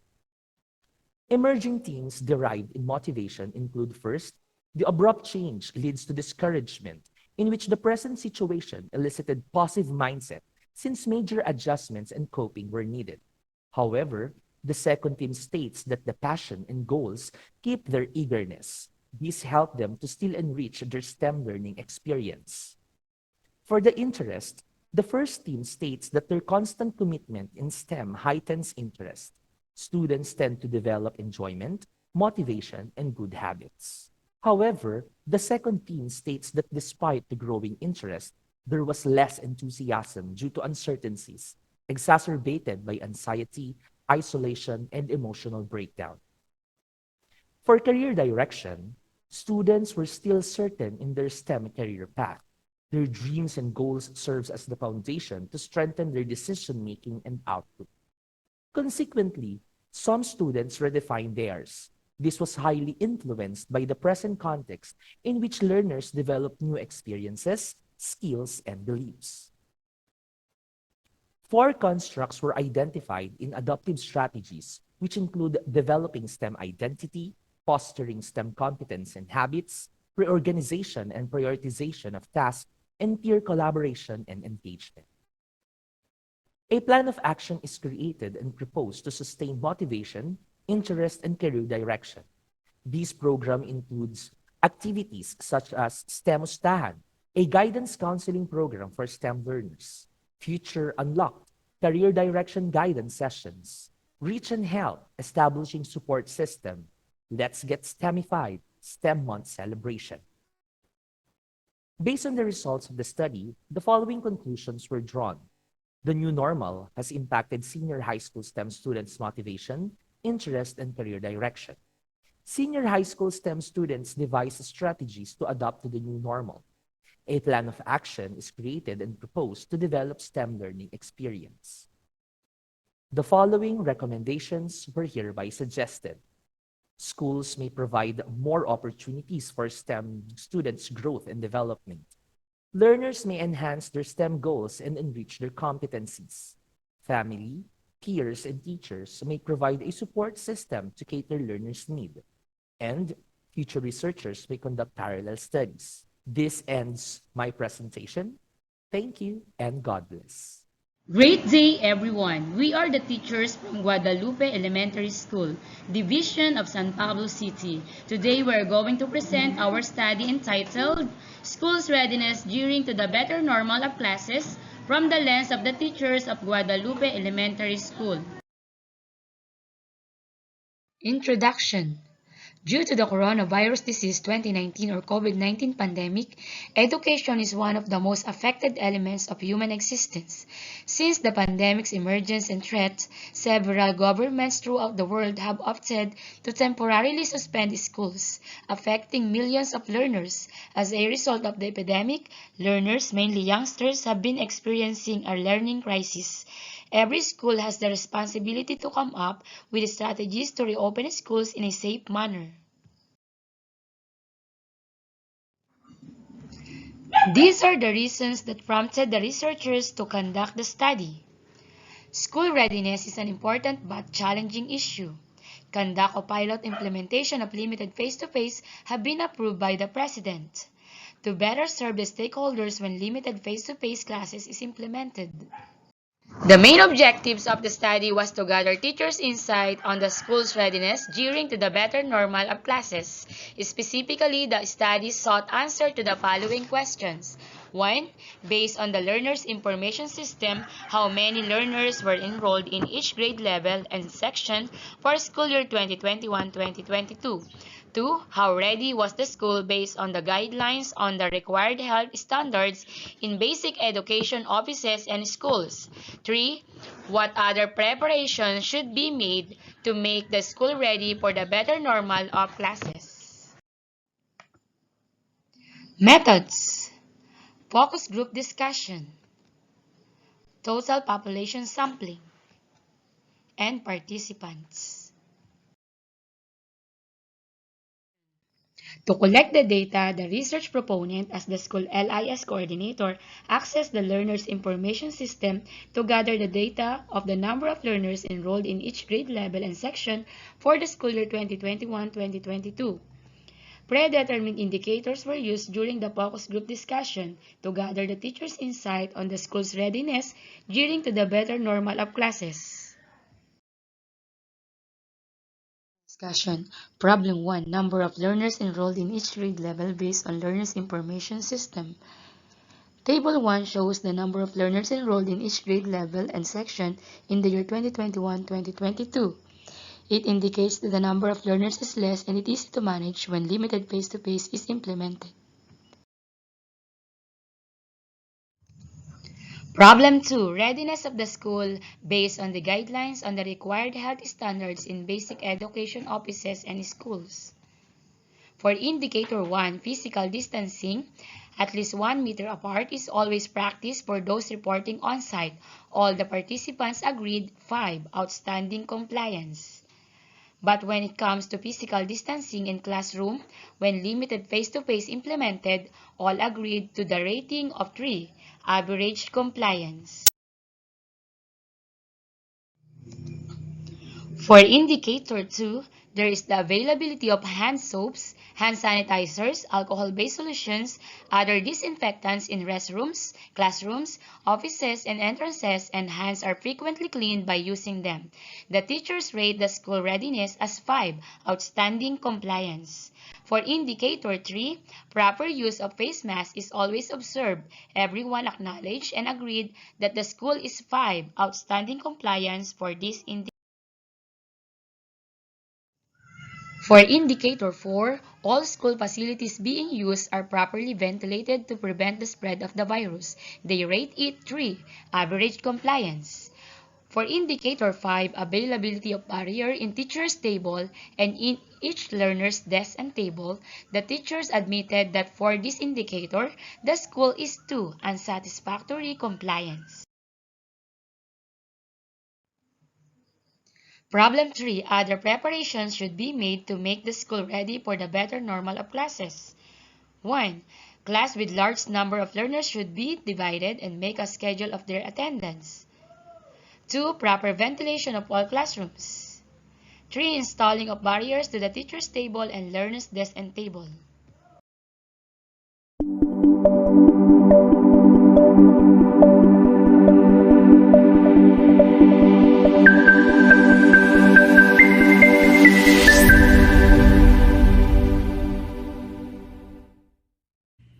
Good day to each and everyone. My name is John R.J. Modhe, Teacher 1 at San Buenaventura Elementary School, Santo Angel District, Division of San Pablo City. And now, it is my honor to present to you my study entitled Visionary and Instructional Leadership in Nurturing Results-Based School Performance.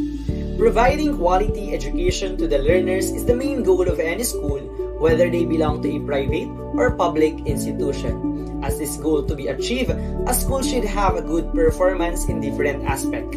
Primarily, school is composed of different units like learners, teachers, school head, and etc.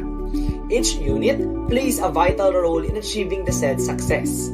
As the school's leader, school heads are responsible for ensuring that the school they oversee is running well. According to Sebastian J. Allensworth E. Widerman W. Hockben C. and Cunningham 2019, school heads' leadership is very important and can have an impact on school performance. The Department of Defense Education Activity, a school district in the United States, stated the 4 leadership that a 21st century school leader must have. This leadership includes visionary and instructional leadership, which can help the school head to manage the school effectively and to have a good performance. This research is a quantitative descriptive correlational in nature. This study utilized 150 teachers from Santo Angel District Division of San Pablo City. This research used self-developed questionnaire to complete the data. This questionnaire is also divided into 2 parts. The first part covered the profile of the respondents, including the school they are teaching, and the final rating of their SBM framework assessment process and tool, as well as their level of practice. The second part was list of statements written in descriptive manner, wherein they will rate each based on their perception on the visionary and instructional leadership of their school heads. The researcher first developed the research paradigm having visionary and instructional leadership as independent variables and school performance as dependent variable. This is based on the conceptual framework supported by the models and related literature. This research uses descriptive statistics such as mean and standard deviation to determine whether there is a correlation between visionary and instructional leadership in the school performance. Person-product moment correlation were utilized.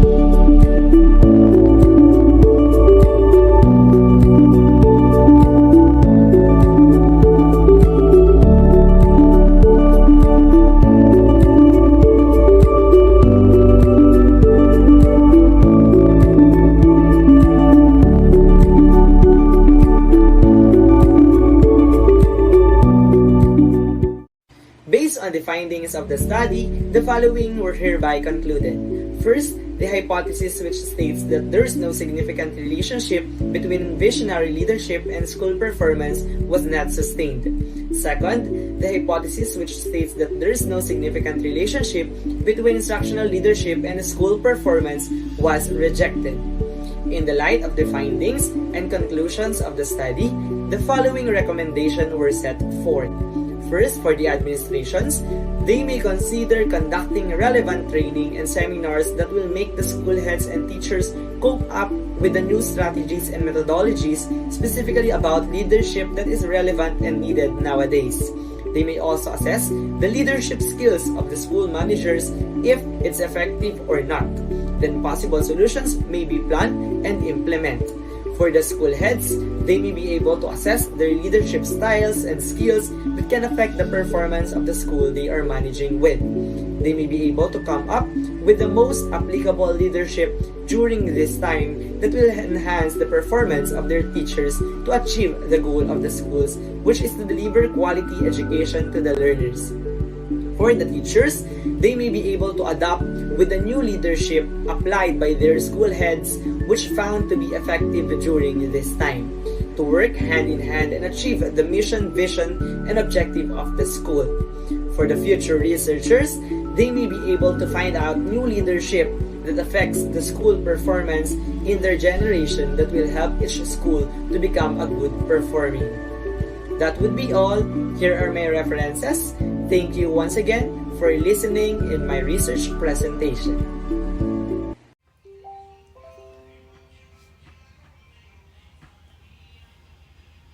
Partnership R Virtual Partnership Forum, Building, Strengthening, and Sustaining Partnership in Public Schools in SDO San Pablo City. Proponents are Claudine V. Dapat na po, Venus E. Florentino, and Mr. Arnold Sinen. This research study aimed to determine the effects of Partnership R Virtual Partnership Forum in establishing and sustaining strong stakeholders partnership with public schools in SDO San Pablo City. The research questions are: what are the perceived effects of Partnership R Virtual Partnership Forum in terms of building networks and linkages with our partners, recognizing stakeholders' generosity and continued support to the cause of promoting quality access to basic education in the division, and what suggestions and recommendations that may be done to continuously improve the program. The study utilized descriptive research design. Online survey was administered to 795 teachers and school heads as respondents in SDO San Pablo City. Convenience sampling was utilized. And ethical issues was considered by the researchers such as consent, confidentiality, competence, beneficence, risk, and benefits. The following are the key literature used in the research. First are the DepEd orders and issuances pertaining to partnerships that refers to the linkage and relationship established by DepEd with other organizations to implement programs and projects aligned with K-12. Through Adapt a School program, programs and projects are implemented by the division and by the department in general. De Torres strongly affirmed that strong partnership between stakeholders and school is one of the powerful factors for the success of DepEd's educational reform and school-initiated activities. Continuous collaboration with the partners are very important in terms of forum. However, in the time of pandemic, face-to-face forum was not allowed. Thus, the virtual forum may be considered as a powerful strategy for collaborating with partners. Thus, this research and partnership or a virtual partnership forum was considered and the following findings was done. The responders are composed of 95% teachers, 10% of which are school partnership focal person, and these are the findings of the research. Table 1, consider the high percentage of responses that considered that the partnership R is necessity or it is necessary for building partnership. In table 2, it gains outstanding in providing updates and stakeholders on the status and progress of programs and projects in the division.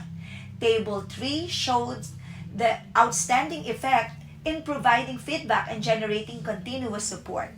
And Table 4 shows an outstanding response to building network and linkages to ensure and sustain support from the education partners. Table 5 shows an outstanding response in the recognition of partners. Findings, there are significant suggestions and recommendations from the respondents. First, it is enhancement of internet connectivity, allowing audience to ask questions and continuity of the program for establishing more partnerships. The overall data shows that the program has outstanding effect in building networks and linkages to ensure and sustain support from the education partners and stakeholders and recognizing stakeholders' generosity for continued support of the stakeholders. For the improvement and continuous implementation of the program, responses and suggestions of the respondents have been identified and noted. In conclusion, the Partnership R or Virtual Partnership Forum has outstanding effect in building network and linkages to ensure and sustain support from the education partners and in recognizing stakeholders' generosity in continuous support to the cause of promoting quality education. These are the recommendation, continuous implementation of the program. Project proponent may continuously improve the program based on the common suggestion of the respondents, and similar studies may also be conducted to determine the effects of this program in terms of increase of number of partners and competence of school heads. These are the references used in the study. Thank you. Good morning! I am Amy Havilagon from San Pablo City Science Integrated High School of SDO San Pablo City, and I am here today to share with you my action research on student evaluation of teaching as evidence-based approach in improving teaching practices. We've always heard of the term teacher factor, right? And while there are a lot of factors affecting academic achievement, teacher quality is still perhaps recognized as the greatest single factor impacting a student's ability to learn. As such, there has always been this strong emphasis on improving teacher effectiveness through evidence-based feedback and recommendations in order to enhance student learning. This is where the student evaluation of teaching or SET comes into the picture. It is a way to gather evidence-based feedback and recommendation in order to help teachers improve their instructional practices. The literature tells us that since students have first-hand experiences of the teacher's behaviors inside the classroom, they can provide us with rich data and feedback on the teacher's classroom performance. We can then utilize such feedback in order to make conscious pedagogical decisions and choices, which will help us innovate our practices and also sustain and maintain a higher level of learning and motivation among our students. It is within this milieu that this action research was conducted, and it primarily sought to determine whether student evaluation of teaching helps improve instructional practices as perceived by the students. To achieve its objectives, this study used descriptive research method. As to participants, no sampling method was used since all 175 grade 11 students participated in the study. As to the data gathering, The data gathering tool was the evaluation form adopted from the 2005 National Schools of Character award-winning practices published by the Character Education Partnership. The survey questionnaires were then encoded in Google Forms and administered online through Google Classroom. The gathered data were computed and analyzed using mean, standard deviation, and t-test.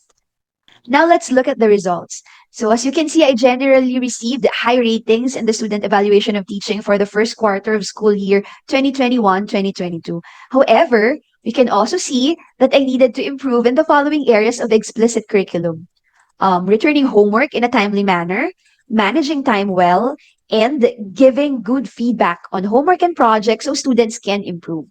As to implicit curriculum, data showed that I needed improvement in the following areas: being sensitive to the needs of students, listening and understanding their point of view, and following through on what I say. Now, after reflecting in my set results from the previous quarter, I made pedagogical adjustments during the second quarter, and these actually led to positive results. As you can see here, the ratings which I received in areas of explicit and implicit curriculum, where I received lowest ratings from the previous quarter, actually increased. The increase was not only confined to the said areas. Okay, all set indicators, all 25 of them actually showed increase. Now, to determine whether such increase is significant, data were subjected to t-test, and results of the t-test revealed that there is a significant difference between the first and second quarter student evaluation of teaching. This implies that students perceived improvements in my instructional practices during the second quarter, prompting them to give me higher ratings in the second quarter set. So what can we deduce from this study? We can see that student evaluation of teaching is indeed a simple yet effective evidence-based approach in gathering student feedback and recommendations every quarter. Making necessary changes in one's instructional practices based on the previous set also leads to significant increase in set ratings. Higher set ratings indicate improved instructional practices as perceived by students. Students' first-hand experiences of teaching strategies inside the classroom provide rich data that teachers can use to improve instructional practices. Moving forward, it is highly recommended to institutionalize student evaluation of teaching in schools as an evidence-based approach for continuous improvement of teaching practices. When student evaluations of teachers are given regularly, the quality of the educational experience can surely improve for both teachers and students. For further reading on this topic, you may look into the following references flashed before you. Good day, everyone. I am Ana Margarita B. Bundalian from San Pablo City Science Integrated High School. And my research is about the station rotation blended learning and the critical thinking skills in English and American literature among grade 9 students. In 2021, the Philippines ranked 55 in the education rankings by country, which was still very far from the top 10 according to the World Population Review. This was very alarming since we could see the effect of the educational system that this country offers. Among the benefits of the station rotation blended learning model is that they enable learning flexibility where the students can control the pace of their learning. In addition, it gives the students an advanced knowledge of the lesson that will be taught in class and sparks their curiosity to learn further during the class activities. Ultimately, the model stimulates independent thinking and learning without the need to engage the instructor directly. For the statement of the problem, what are the pretest scores of the respondents in English and American literature and critical thinking skills? Second, what are the post scores of the respondents in English and American literature and critical thinking skills? And lastly, is there any significant difference between the pretest and the post scores of the respondents in the critical thinking skills? For the methodology of this study, 106 grade 9 students of San Pablo City Science Integrated High School were chosen as respondents of this study. For the sampling, purposive sampling was used in this study. For the statistical treatment, paired t-test was used. And for the instrument, researcher made pre-tests and post-tests aligned with the critical thinking skills and the most essential learning competencies for third quarter was crafted by the researcher. For the findings, you can see in this table the difference between the pre-test and post-test scores of the respondents. As you can see, from the before and after, there is a significant increase of the results of the respondents in the pre-test and post-test, except for analyzing. From the results of the study, it can be gleaned that the station rotation blended learning can help improve the ability of the students. Research conducted by Nisa Mubarak stated the positive effect of this teaching strategy. Students who were taught using station rotation model were in the experimental group, whereas students who were not were in the control group. The information was acquired through tests administered before and after the pretest. The findings of the study revealed that the station rotation model is effective in teaching recount text reading skills. Consequently, the results with analyzing were different from the rest. From the mean 6.84, it has a significant difference to 5.92. While the analyzing skill may be considered as a confusing topic, it may be perceived that the difficulty in combining the verb questions with the milk assigned must be a possibility.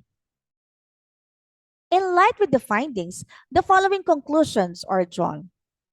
The pretest scores of the respondents in English and American literature and critical thinking skills according to conceptualizing, applying, analyzing, synthesizing, and evaluating, most of the scores fall for 5 to 6, which is average as interpreted.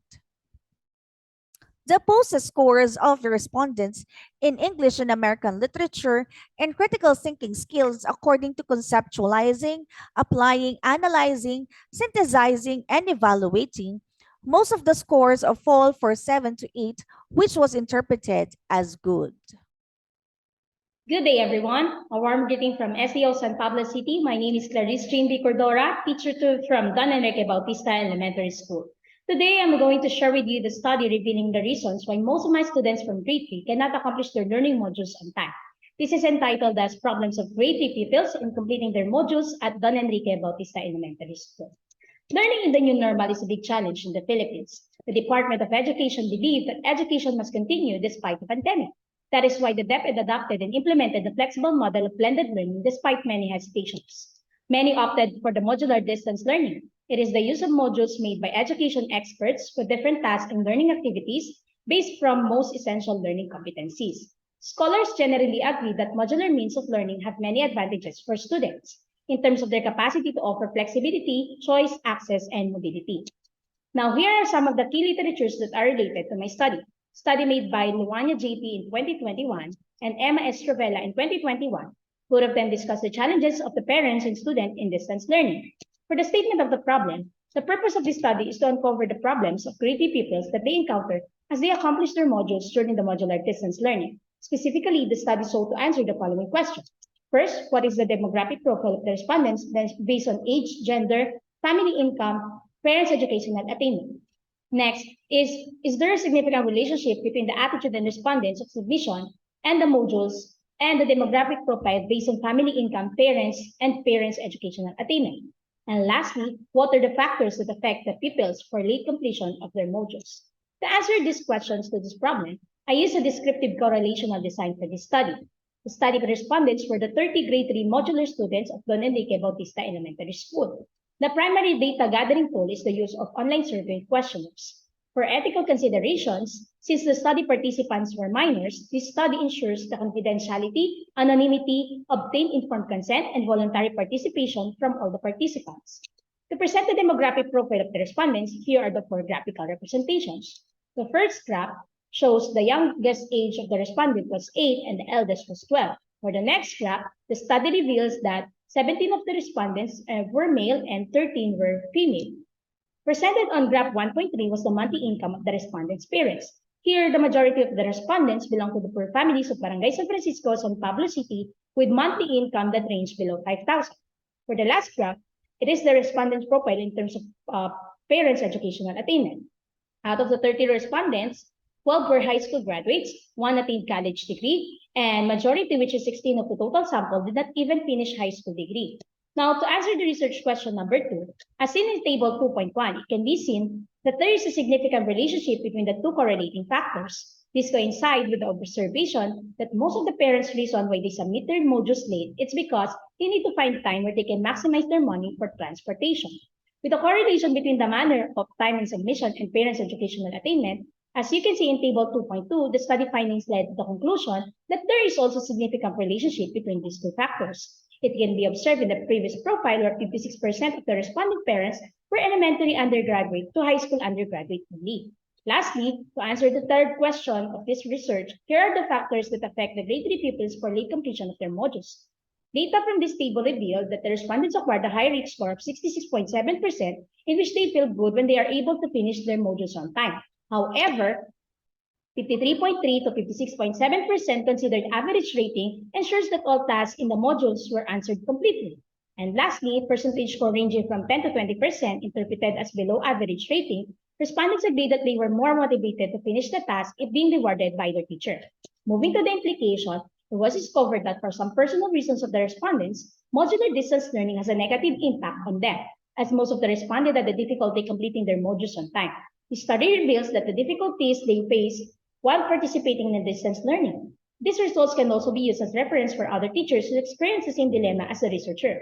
For the conclusion, I concluded that the family income and the educational attainment of the parents has significant effect on the manner of time in submitting their modules. Considering the factors discussed earlier, I concluded that most of the grade 3 pupils agree that they have a hard time in understanding the lesson in the module. And now here are my recommendations. First, I recommend that parents and teachers should have a smooth and good communication with one another. Second is the researcher plan to teach organizational skill to all of her students.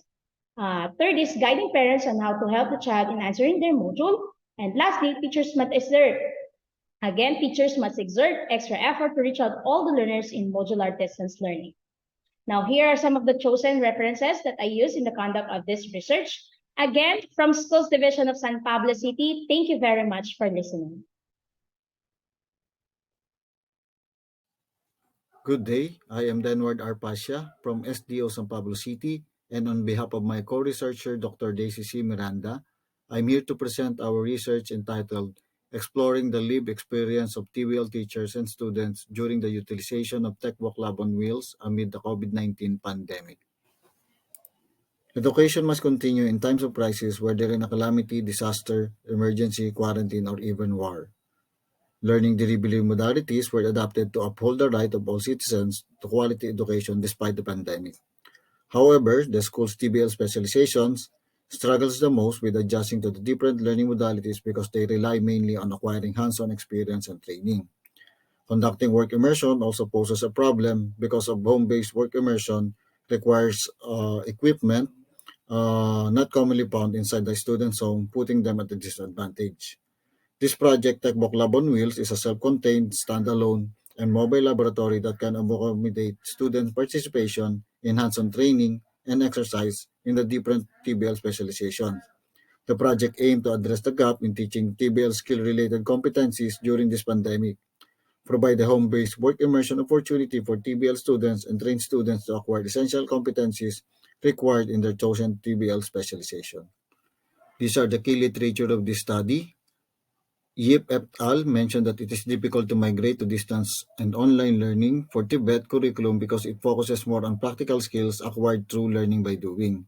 Similar projects have been launched in different countries and have been proven to be effective in their purpose, like Education on Wheels in India, Schools on Wheels, and PUP Education on Wheels in the Philippines. This study utilizes qualitative phenomenological approach. Purposive criterion sampling is used also in the study. 10 TBL teachers and 15 grade 12 TBL learners were deselected. Consents were also sought and conducted orientation of selected participants or key performance. Semi-structured interview was done and data collection was completed over a period of 2 months and ended upon saturation of the data. Findings. For research question number 1, what is the lived experience of TBL teachers and learners of Crescencia Drusila Lopez Senior High School during the utilization of Techbook Lab on Wheels in SDO San Pablo City? Table 1 shows the responses of the teacher participants regarding their lived experiences during the utilization of Techbook Lab on Wheels. The superordinate and subordinate teams generated from the responses were reports supported by the study by Jones et al., which emphasized that the active engagement by K-12 students in hands-on science activities that use authentic science tools promotes student learning and retention. For table number 3, shows the students' responses regarding their lived experiences while using TechBook Lab on Wheels. The superordinate team identified was its effects on their learning. Students A, B, C, D, E, H, J, and I highlighted that it improved their knowledge of the subject. It was supported by the statement of student J when he said, "Nakakatulong ito makadagdag ng kaalaman sa aking sarili." And student L stated, "Mas na-enhance ang mga natutunan ko sa school dahil sa Lab on Wheels." For research question number 2, what may be suggested and recommended to continuously improve the utilization of TechBook Lab on Wheels and to ensure the delivery of quality education amid the pandemic? Table 5 shows that the student responses regarding their suggestions and recommendation how the project will be improved for subordinate teams were identified. The popular responses are catering more students and providing more tools and equipment to accommodate more students, which implies that the student appreciate the project, with one student stating dagdagan ang mga participants dahil mas masaya magklase ng madami. At sana din ay madalas gawin ang Lab on Wheels para mas ma-enhance ang mga natutunan namin sa mga guro. Conclusions. Based on the data gathered, the researchers concluded 2 superordinate teams were identified based on the study's research question. Number 1, effect of the use of TechBook Lab on Wheels, and number 2, challenges and difficulties encountered by the teachers amid the pandemic. Under the first superordinate, it is concluded that the responses of the teachers and students are almost the same, while the second superordinate suggests improving the utilization of TechBook Lab on Wheels. Based on the findings of the study, the following are recommended: continuous utilization of TechBook Lab on Wheels, division-wide implementation, scheduling, budget allocation, strengthening stakeholders' engagement. And here are the references used in this study. Thank you. Good day. We are here to present to you our action research entitled Assessment of Felix Amante Senior High School Stakeholders Towards the Pilot Implementation of Student Information and Accounting System. I am Merlinda Lakbay, the School ICT Coordinator, with my co-authors, Romar Laguna, the School LRR Coordinator, and Josril Punto, the School Senior High School Coordinator. For our rationale, this research aimed to assess the pilot implementation of Student Information and Accounting System by Felix Amante Senior High School stakeholders. This also aimed to assess if the pilot implementation of the system bridged the gap between the learners and teaching learning process and learners management during the new normal education. For our key literature, Brass K in 2019 stated that software learning management system can create an easier platform for information transmission. On the other hand, Digital PH proved that student information and accounting system is the Philippines' most advanced, most complete, and fully integrated school software. While Sarasoft in 2021 discussed in Academia Sarasoft.in that automation in education can be most efficient through digital transformation of educational institutions. For our methodology, this study employed quantitative and qualitative descriptive research design. 250 internal stakeholders answered the structured questions. A random sampling was used depending on the availability of the respondents. 150 grade 12 students who experienced using the SIAS in the previous years responded online, 55 teaching and non-teaching personnel, and 45 parents. To draw important data and information needed to answer the problem, the researcher utilized the structured and open-ended questionnaires. The statistical tools that were used to analyze the data are the weighted mean, frequency distribution, and standard deviation. As for the assessment of the respondent in terms of system navigation, it has a total mean of 3.10 and had a verbal interpretation of satisfied. This shows that the respondent perceived that navigation of the system is acceptable. As for the assessment of the respondent in terms of data monitoring, where indicator 1, which is tracking learners, had the lowest mean of 3.17, and indicators 3 and 5 had 3.45 mean respectively. The total mean of 3.33 showed that the respondent strongly agreed that the system in terms of data monitoring is highly acceptable. As for the summary of the respondent's assessment on the acceptability of SIAS, it was perceived that in the utilization of the newly implemented information system to Felix Amante Senior High School stakeholders, data monitoring attained the highest agreement with a total mean of 3.61. In the same way, the respondent also strongly agreed in automation, consisting of mean of 3.27. On the other side, system navigation was agreed by the majority of the respondents, having a mean of 3.10. For our implications, result of the respondent's assessment in the utilization of SIAS implied that the stakeholders are highly satisfied in the implementation and utilization of the system, which had been proven in the perception of the respondents that the system is highly acceptable in terms of automation or data generation, system navigation, and data monitoring.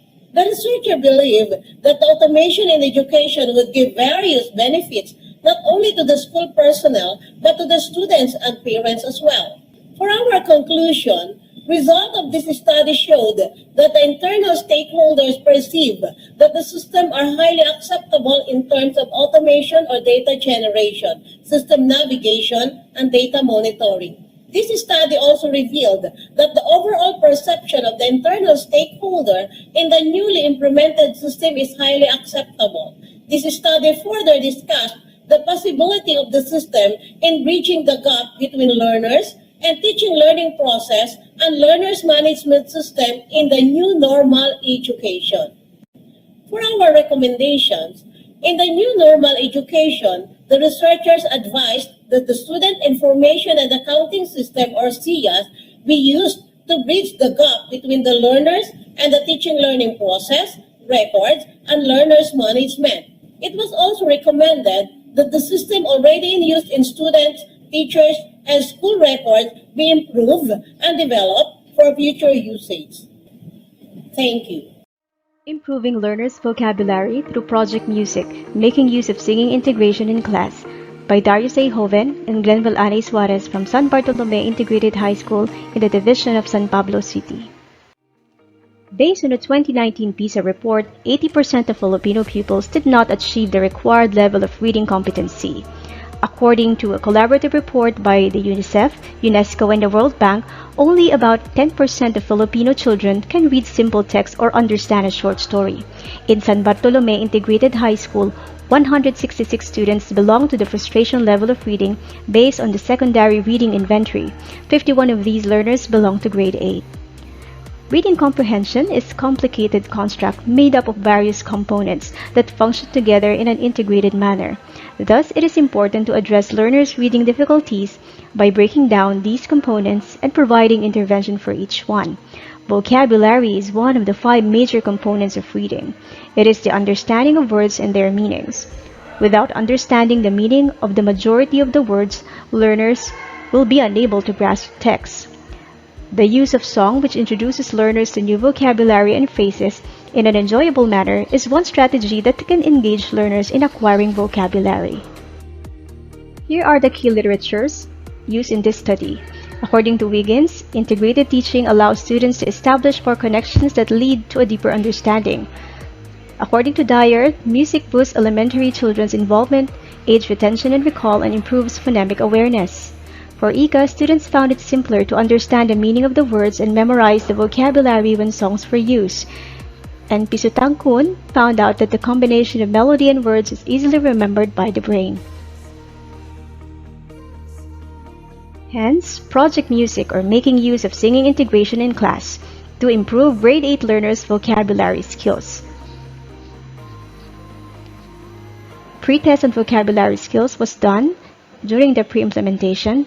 Class meeting via online modality for 20 to 30 minutes were scheduled and conducted, and teacher teaches song through lyric videos with vocabulary words highlighted. And after singing, learners are asked to find the meaning of the words in the dictionary. And then learners are then asked to create their own sentences using the word. And then, after 8 sessions, post-test on vocabulary skills was administered. This research sought to answer the following questions. What are the pre-test and post-test results of the respondents' vocabulary skills before and after being exposed to music? Is there a significant difference between the pre-test and post-test scores in vocabulary skills? This study used an experimental research design. 30 grade 8 students at San Bartolome Integrated High School who belong to the frustration level of reading were the respondents of this study. Convenient sampling technique was used, since only those who have gadgets and online connectivity were the respondents. Pre-test and post-test on vocabulary skills were used. Respondents took the pre-test in vocabulary skills, and after 4 weeks, they took the post-test in vocabulary skills. And the results of the pre-test and post-test were compared using t-test. The table illustrates that from 60% scoring 74 and below in the pre-test, no respondent was retained in that level in the post-test. From 0% in the satisfactory and outstanding levels, it increased to 36.67 and 26.67. 13.33 in the satisfactory level increased to 33.33. Vocabulary skills showed a significant difference before and after undergoing project music. This research implies that using song to teach vocabulary makes learners enthusiastic about learning the language. When people have low affective filter, they can absorb new words more easily, which can help them feel less stressed. Therefore, it is concluded that a greater percentage of respondents were classified as below expectations satisfactorily in the pre-test results. However, after using project music, a significant number of students progressed into the higher scoring ranges, very satisfactory to outstanding. Project music, or making use of singing integration in class, is effective in improving the vocabulary skills of the respondents. It is thus recommended that reading teachers may opt to include music or making use of singing integration in class in the reading program designed specifically to readers in the frustration level to help them expand their vocabulary and thereby increase their reading comprehension skills. Here are the references in this study. Thank you. Good day, everyone, especially to our fellow researchers. I am Mrs. Jane G. Beron from the Division of San Pablo City with my co-author, Ms. Minasol D. Baclig. Let me start with our research title, Effects of COVID-19 on the Mental Health of Grades 4 to 6 Pupils in Selected Schools in Ambray District. For our rationale, mental health problems can affect a student's energy level, concentration, dependability, cognitive ability, and optimism, hindering performance. Research suggests that depression is associated with lower grade point averages and that co-occurring depression and anxiety can increase this association.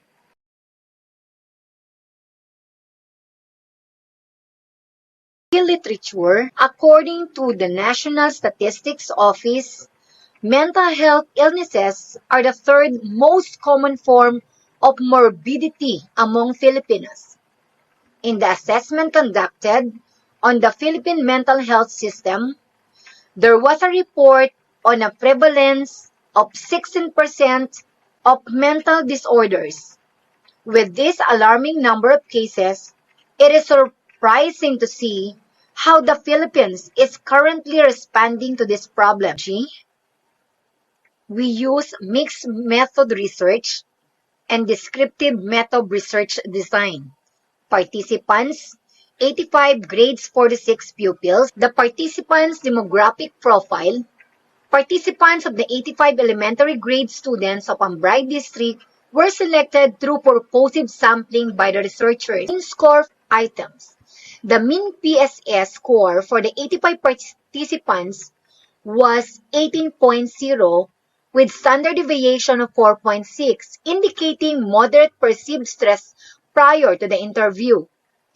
And she might get virus. Table 3 is challenges to grades 4 to 6 pupils' mental health during COVID-19 and selected part. Table 4 shows the coping mechanism during COVID-19 of grades 4 to 6 pupils are as follows.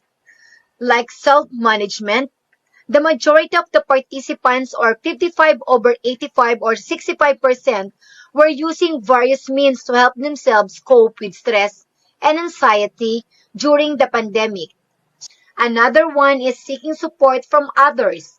Approximately one-third of the participants, or 30/85 or 35%, mentioned that communicating with their families and friends was a primary way to deal with stress and anxiety during COVID-19. For the implications of this research, some parents are already concerned for the emotional and mental health of their children in the midst of pandemic response measures. The conclusions: COVID-19 and its accompanying effects will continue impacting elementary grades' mental health and well-being profoundly. Meanwhile, mental health serves a crucial role in combating the epidemic. It is thus imperative for schools to build awareness of students' mental health needs and concerns. Finally, for the recommendation, schools should continue to develop courses of action and public health messaging to better address collegiate mental health issues caused by the disruptions of education and career trajectory. First, in addition to remote education, student advising should continue and transition to telecommunication, for instance, phone call, online meeting, in order to provide academic support for students.